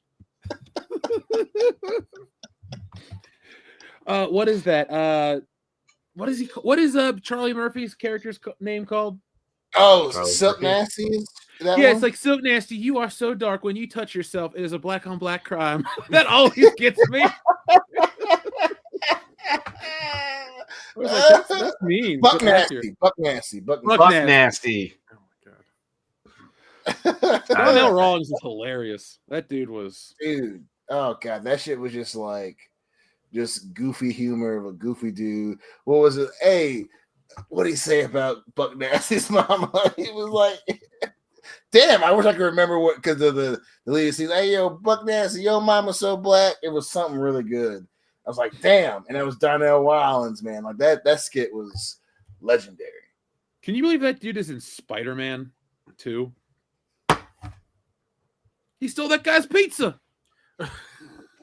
That's him. That's Ashy Larry. I forgot where that was my problem. Yeah, there you go. So, guys, is there anything else we need to cover? Shit, I don't think so, man. The little girl from Netflix might be doing X-Men. Y'all heard that shit? Wait, which one? The redheaded girl. Apparently, for Secret Wars, she's been cast. And the online gibberish is she might be Jean Grey, baby. She's a little young, don't you think? Like these kids look. Well, they are gonna. That's what makes it interesting. Oh yeah, Sadie Sink. Yeah. Thank you, Sadie. I couldn't remember. My bad. Say I was trying to be disrespectful. I just couldn't remember. I've been drinking, smoking. She's listening right now, Dion. She understands though. Yeah, she's one of our biggest fans. My brother Nick told me your name, Sadie. You know what I'm saying? So he got my back. But that was been, Marvel said they were rebooting the X-Men, and that's been especially with what they did with the Fantastic Four. So that's kind of the current water cooler talk is that it's going to be a different X-Men from a different universe, and they got to go to 616, and it's the young, untested, unproven, uncanny X-Men. Dude, I'm pretty sure the next X-Men movies that come out in the next 2026, 2027, they're gonna bomb hard. Nobody cares anymore. Nobody gives a shit. Hey, the Fantastic Four wasn't a hit. My question is, why are they going to the 616? What's so great about Grand Rapids? I live here. It's a state of mind, bro. Hey, man, it's pretty when you stand there and you look around. It's pretty, I mean, I did time in Grand Rapids. I was there for You did time in Grand Rapids. Last I recall, part of that happened to do with a certain pair of Midwestern legs, if I'm not mistaken. Not when I was in Grand Rapids, but that we're not going to get into the ins and outs of my college experiences, but yeah. I mean, keep your in and out to yourself. Grand Rapids was a fine place. I just don't understand why they'd want to film the X-Men there. It just doesn't make any sense. Yeah, man. Don't I don't know. disrespect me. This whole multiverse thing, this universe, that universe, and this bullshit. It gives them too many excuses to be like, oh, this is this universe, this is that universe. Oh, we didn't, this is why we're not doing any more of this because that universe is dead. It's like you guys keep fucking up and you keep fucking up. And That's what the comic books do. I don't know. And they're not selling anymore, buddy. Nope. Hey, you're not wrong. You're not wrong. However, if you would like to buy a comic book, this is Stealing Soul, the first one, not the second one. This is the first one. You want to go buy the second one. You could try to buy the first one. There still might be some there. But if you're not there, you can always still get yourself a copy of Woke Busters. Yeah. So go buy Woke Busters, go buy Stealing Solo, and go buy Stealing Solo 2. Those are good comic books. And if you're looking for a gift to give this holiday season, I ship out very quickly. So if you go to stealingsolo.com, there is enough for the holiday season. I'm going to be running a special on that too. But now's the time to get invested. If you like to laugh at entertainment, if you want to laugh at the way Star Wars has been ruined, and if you don't even care about Star Wars and you just want a story that makes people chuckle, well, Stealing Solo is the book for you. But folks, I'm excited to bring you part 2. We are past our funding goal, but we're nowhere near our personal goals. So we're going to be sharing those with you. We want to hit those record numbers. But if you've already backed a copy, thank you. If you're thinking about a second one, go for the other cover too. But spread the word. It would help us out if you guys just shared that link on any of your social medias, even if you have one follower. That helps us in the algorithm. Same with the YouTube videos. If you see a video and you're like, oh, I'll watch it later, hit share now, watch it later. It works out and it helps us out big time. It makes us more searchable. And when we can reach more people, we can do more stuff with the channel. But Kendo, thank you for that awesome plug. Now I'm excited to go. Buy one for your parents, your grandparents, whether they read or they can't read. We do not discriminate. Illiterates are more than welcome to participate in looking at the very pretty pictures. So buy it for your future children. And if your kids are too young to read, buy it for them, like you said, Kendo, for the pretty, colorful art. It will only go up in value because these are a limited edition, limited number, limited print run. And, one day Jeff's just not going to ever make comics again. So once Stealing Solo Part 28 comes out or something like that, Stealing Solo 1 and 2 will only increase in value. They're like those collectors. Like those collector plates your grandma bought in the 90s, these will actually be worth something. Yeah. You'll have a good time. I mean, Grandma's like, you can't eat off that plate. It's a collectible. And you're just like, well, then why'd you buy a plate if you can't eat off it, Grandma? Nobody cares about Grandma's plate of Shirley Temple. No one gives a shit. People do care about Stealing Solo too. Oh, God. Is it weird that I have one of those collectible plates of The Rock? I got it for Christmas 2 years ago. It's just in a styrofoam container. I mean, if he croaks tomorrow, it'll be worth something. I don't think I would sell any of my. If he died tomorrow, I'd be like, that's sad. But then I would just keep all my Rock stuff, unless it was like valued at like, oh man, did you know a Titantron Live Rock figure goes for $1 million? I got 20 of them. I'm rich. I'm buying everybody a fucking house. There you go. Ken, are you still there, buddy? He's taking care of business and working overtime. Okay. I was gonna mention I actually got done with that John Wayne Gacy show that he recommended I watch. That was actually really good. I am back. I am just busy dealing with a toddler who will not leave me alone. He loves you. And yes, the show was very good. Yeah, no, it was surprisingly like really well written, and it was a great watch. The ending was weird, but I liked it. I thought it was really good because it shows the detective that did not all of it, but he did a bulk of the legwork, Tovar, and he drives up to Gacy's house. But Gacy's house has been torn down. It's been rebuilt as a new house that somebody else is living in and all that stuff, which would still be fucking weird, I would think. And it's just him smoking a cigarette, looking at it, with the idea being that all that's happened is now gone. He's gone. Everybody's gone. The world has changed and moved on, and that's where we're at. And that's kind of a good, I guess, sort of weird message that even though all that shit happened, he lived through it, and he dealt with it and everything. It's now all gone, and everything's moved past it. So he needs to as well. I get that. That's wild. Especially if you're a detective. Yeah. I know you told me that, some of the parts are fiction, but one of the parts that was fiction was the family's going to go see him get executed. Like, that never happened.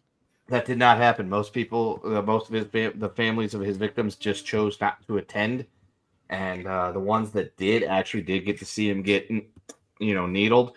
So whatever, but the people protesting and counter protesting was 100% real. No tears for the clown, Fry Gacy, even though he got the lethal injection. And then the people also being like, "Oh, don't kill him, even if he's a douchebag." Wait, okay, so there were people protesting not to kill him. And let him just rot? Dude, same thing happened at Bundy. I mean, there was people that were more than happy and would celebrate and set out fireworks when the fucking hearse with Bundy's dead body went rolling by because he was a sick fuck. But at the same time, you got the people that are like, death penalty's bad, don't do it. Which I kind of see their point, but from a financial standpoint, it costs way too much to execute somebody. I didn't know bullets were that expensive. Oh well. Well, so it's not so much that the bullets are the expensive; it's all the appeals processes and lawyers and shit that cost a lot of money. That's where the expenses come. Oh damn! Yeah, if it was the good old days where it was like he's guilty and we know for a fact he totally did it, take him out back, old Yeller style, different story. If you get convicted of eating somebody, I don't think you should get an appeal. It's like you ate a person. All right, well, we're just going to feed you to a lion and call it a day. Yeah, that's not what the justice system's supposed to be based. Well, you say that, but if you look at the case of Dahmer, he didn't get the death penalty. Right. He got prison, for the rest of his life. And somebody went ahead and took that into their own hands. So it saved the taxpayers a lot of money in the state of Wisconsin because Dahmer's, life sentence got shortened. Okay, so there you go, folks. You heard it here first. Dion supports letting people that eat people live. Oh, shit. You said it, not me, man. Damn Dion Green. That guy. No, I understand what Dion's human life should be measured by taxpayer dollars. Damn that guy. Well, did Jeff just say Dion cannibal sympathizer? I did say that. We can't have no cannibal sympathizers on this show, man. It makes us look bad in the ratings. I love that. But no, I get what Dion's saying. I get it 100%. We probably shouldn't have that as a final outcome for people to just be like, look, we're going to needle in the arm. But then again, there are certain people that end up in prison on the old, docket. And I'm just like, you did such terrible shit. We just need to rid you from the earth to make us feel better. Yeah. And I know, and if memory recalls, I think he Gacy died in 92. He got executed in 92. It was early 90s. It might have been like whenever the Brian Dennehy movie came out, it was like before that. So, okay. Because Brian Dennehy, as a child, I remember my parents sitting down to watch the Brian Dennehy, John Wayne Gacy movie. It was a miniseries. I want to say it was on NBC. I could be wrong, but yeah. Well, I do remember that. Yeah, and this show, the guy who played Gacy did a really he looked exactly like him because he was fantastic because Gacy. they had the documentary right next to it that you could watch afterwards, and I was just like, no, I'm good. No, I watched that a couple years ago when it came out. That's like Gacy's such a piece of shit. I mean, I remember watching a thing that he was talking about oh, the cops were complaining about the smell, and it's just, I had this little dog, and he would just piddle around the house, and I tried to clean it up, but it was still smelled weird and blah. I'm like, dude, there's a giant difference between the smell of dog piss and dead bodies. I can assure you because I've smelled both, not necessarily human dead bodies, but shit out in the woods. There's a massive difference between dog pee and decay. Yeah, and those cops, obviously know the difference. That they did, and that is why he ended up in prison with a needle in his arm. Yep. But yeah, watching the show and seeing him especially him thinking that he's gonna get out is the most hilarious shit. I'm like, no, you're fucking dead. You're gone. And his lawyer was trying so hard to defend him and do what he was supposed to do, and he was getting shit from everybody. It was oh man, it's terrible. Dude, as an attorney at that point, the main thing is he's dead to rights. We're not. Oh yeah.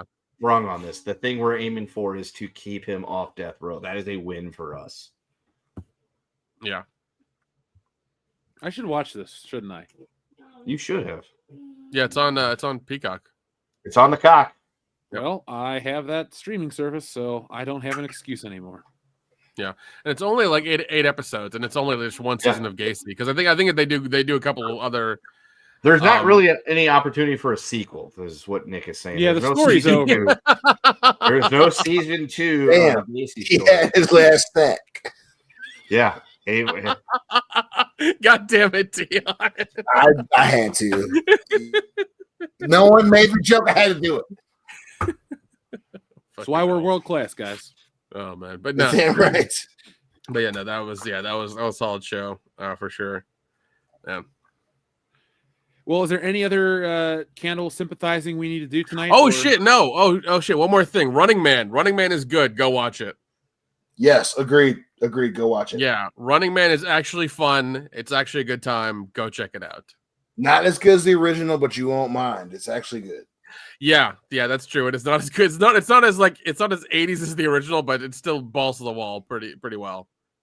Is Plane Zero in the film? Sadly, no. I can't go. But I mean, it does. Yeah, Oh, but okay.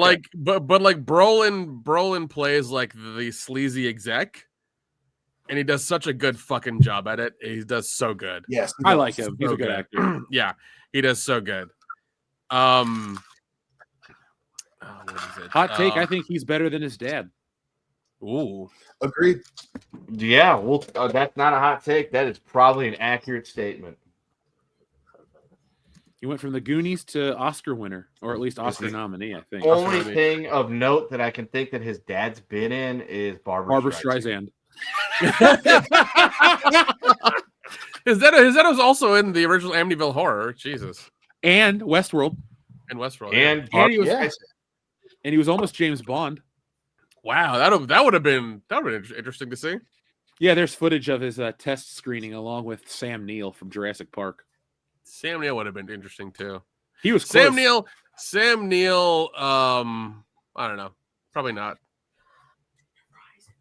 Yeah, I wouldn't want to Sam Neill James Bond. He's a good actor, but he doesn't have the right. No, he's look. not.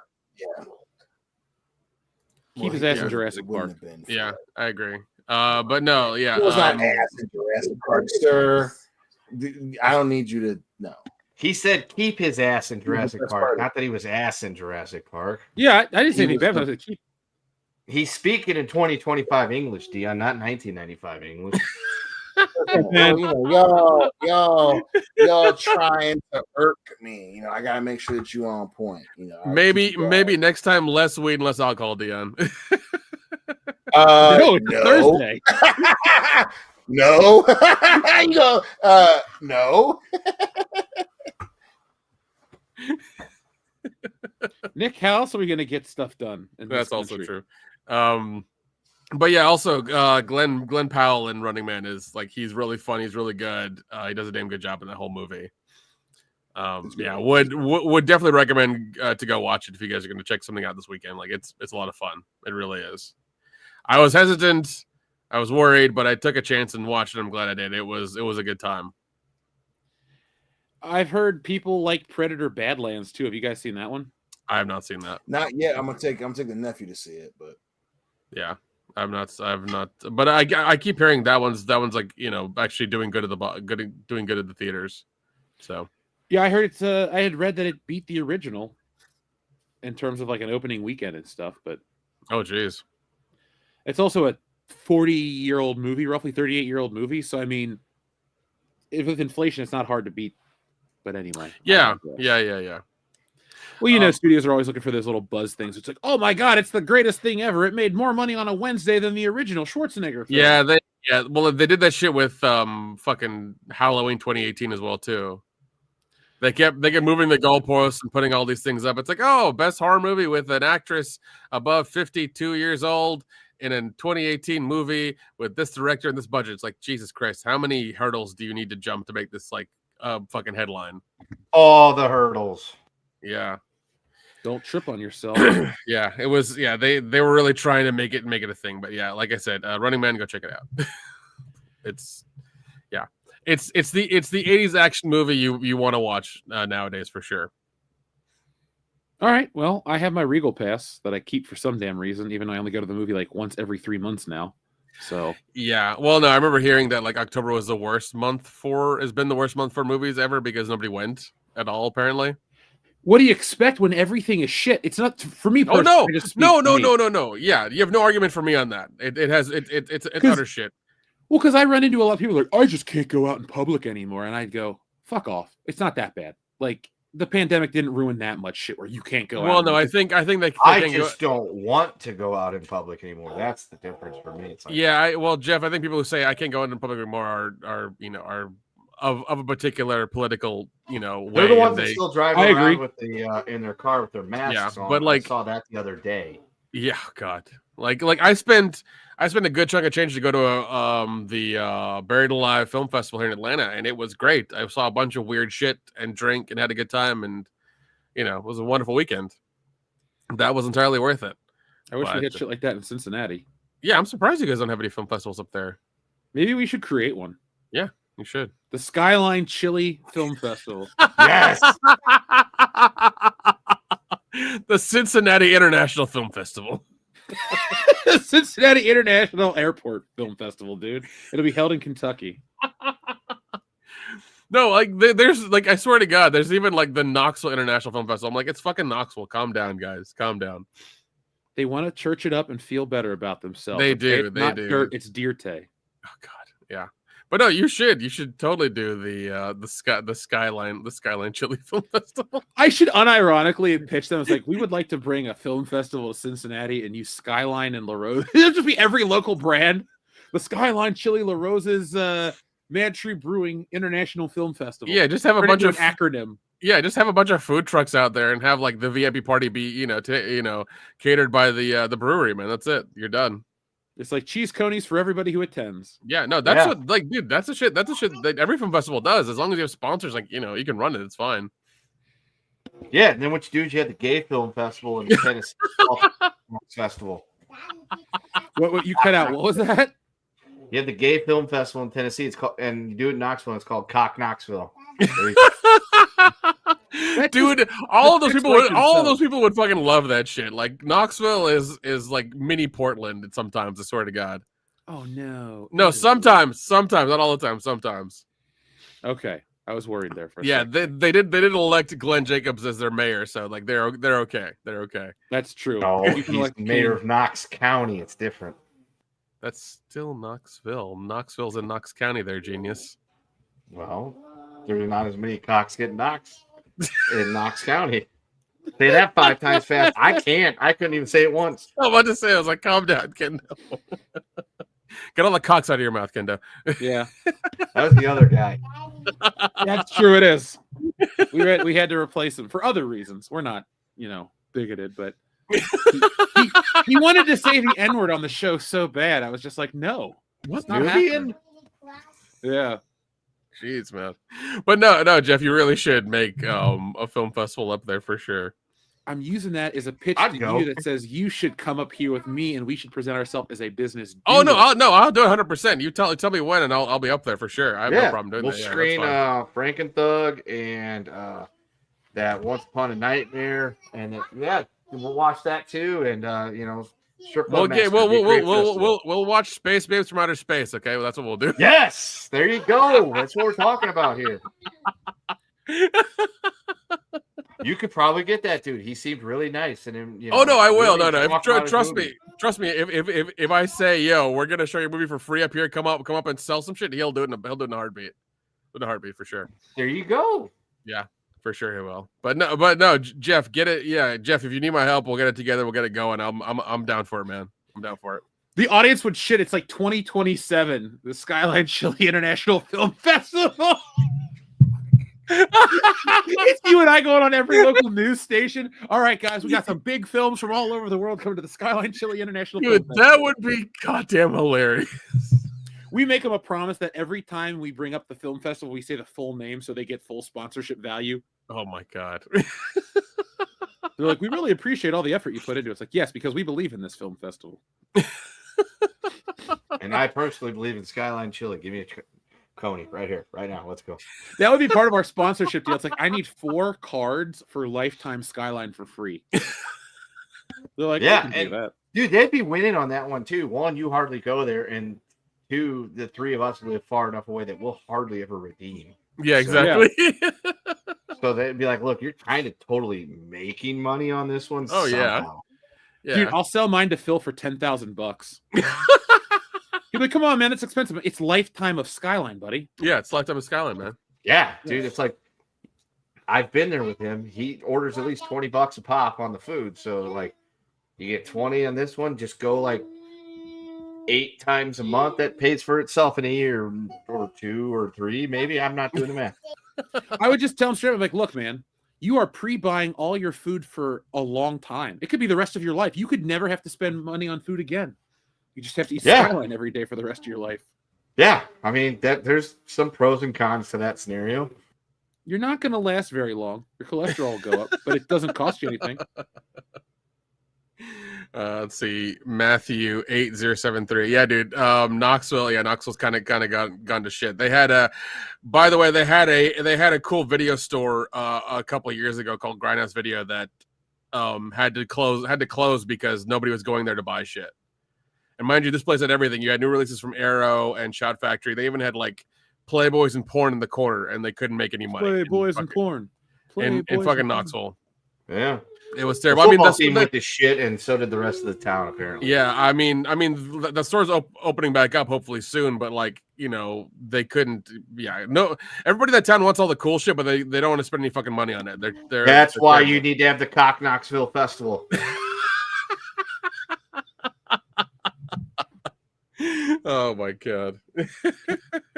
If Ron Jeremy was still coherent, yeah, he could be the host of not persona non grata. Yeah, exactly. If he didn't do what he did, or if this was like 1999 or something, you know. Well, that's why we got to call up, Peter North and Lexington Steelback. Look, we can't get Ron Jeremy for obvious fucking reasons. We need you guys. Call Jenna Jameson. See if she's still, not sick. Yeah, Kingston Pike's fine. I mean, there's a Whole Foods there now. Is that the indicator that a place is okay? I mean, that or Starbucks. Like, it's one of the two. It's one of the two.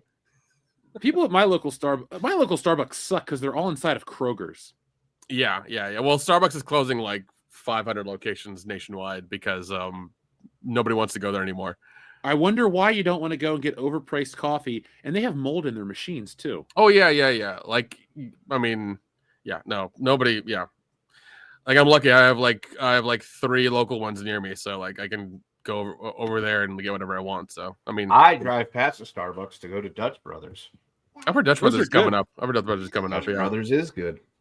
I've had it in Washington. Yeah, there's thing, man. Coffee in every city I go to. Oh yeah. Dutch Brothers is slowly taking over Starbucks. It's happening, but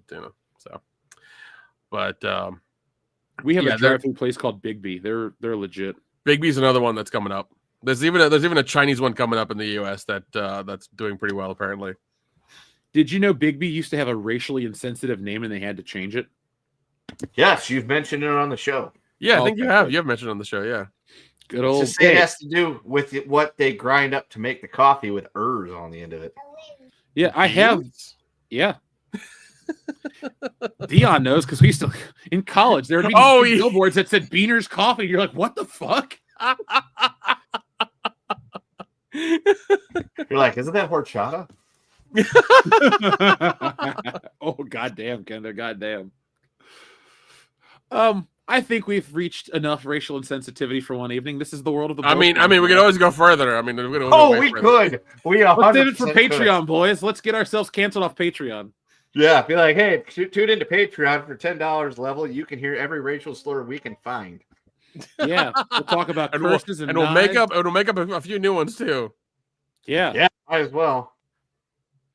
Well, we all have problems with the people of Easter Island. They're just the worst. So, folks, thank you for watching. We'll be back next time with more. There's a video out. Make sure you guys check that out to support the channel. I will be back on Saturday with another video. And then next week, we will not be here for Thanksgiving, but there is a Tuesday night show. So join us live if you need your world-class content fix. We know you do. We know you love us. And if this video gets what I say, 200 likes, we'll go do a Black Friday stream where we go out and I'll just stream on Black Friday from stores. I'll do an Ollie's live stream. You guys can tell me some shit to pick up. I'll tell you this too. If you send in super chats, I'll buy the shit you tell me to buy, and then we can either donate it or destroy it or do something with it. But well, you can always put it in the Toys for Tots bins.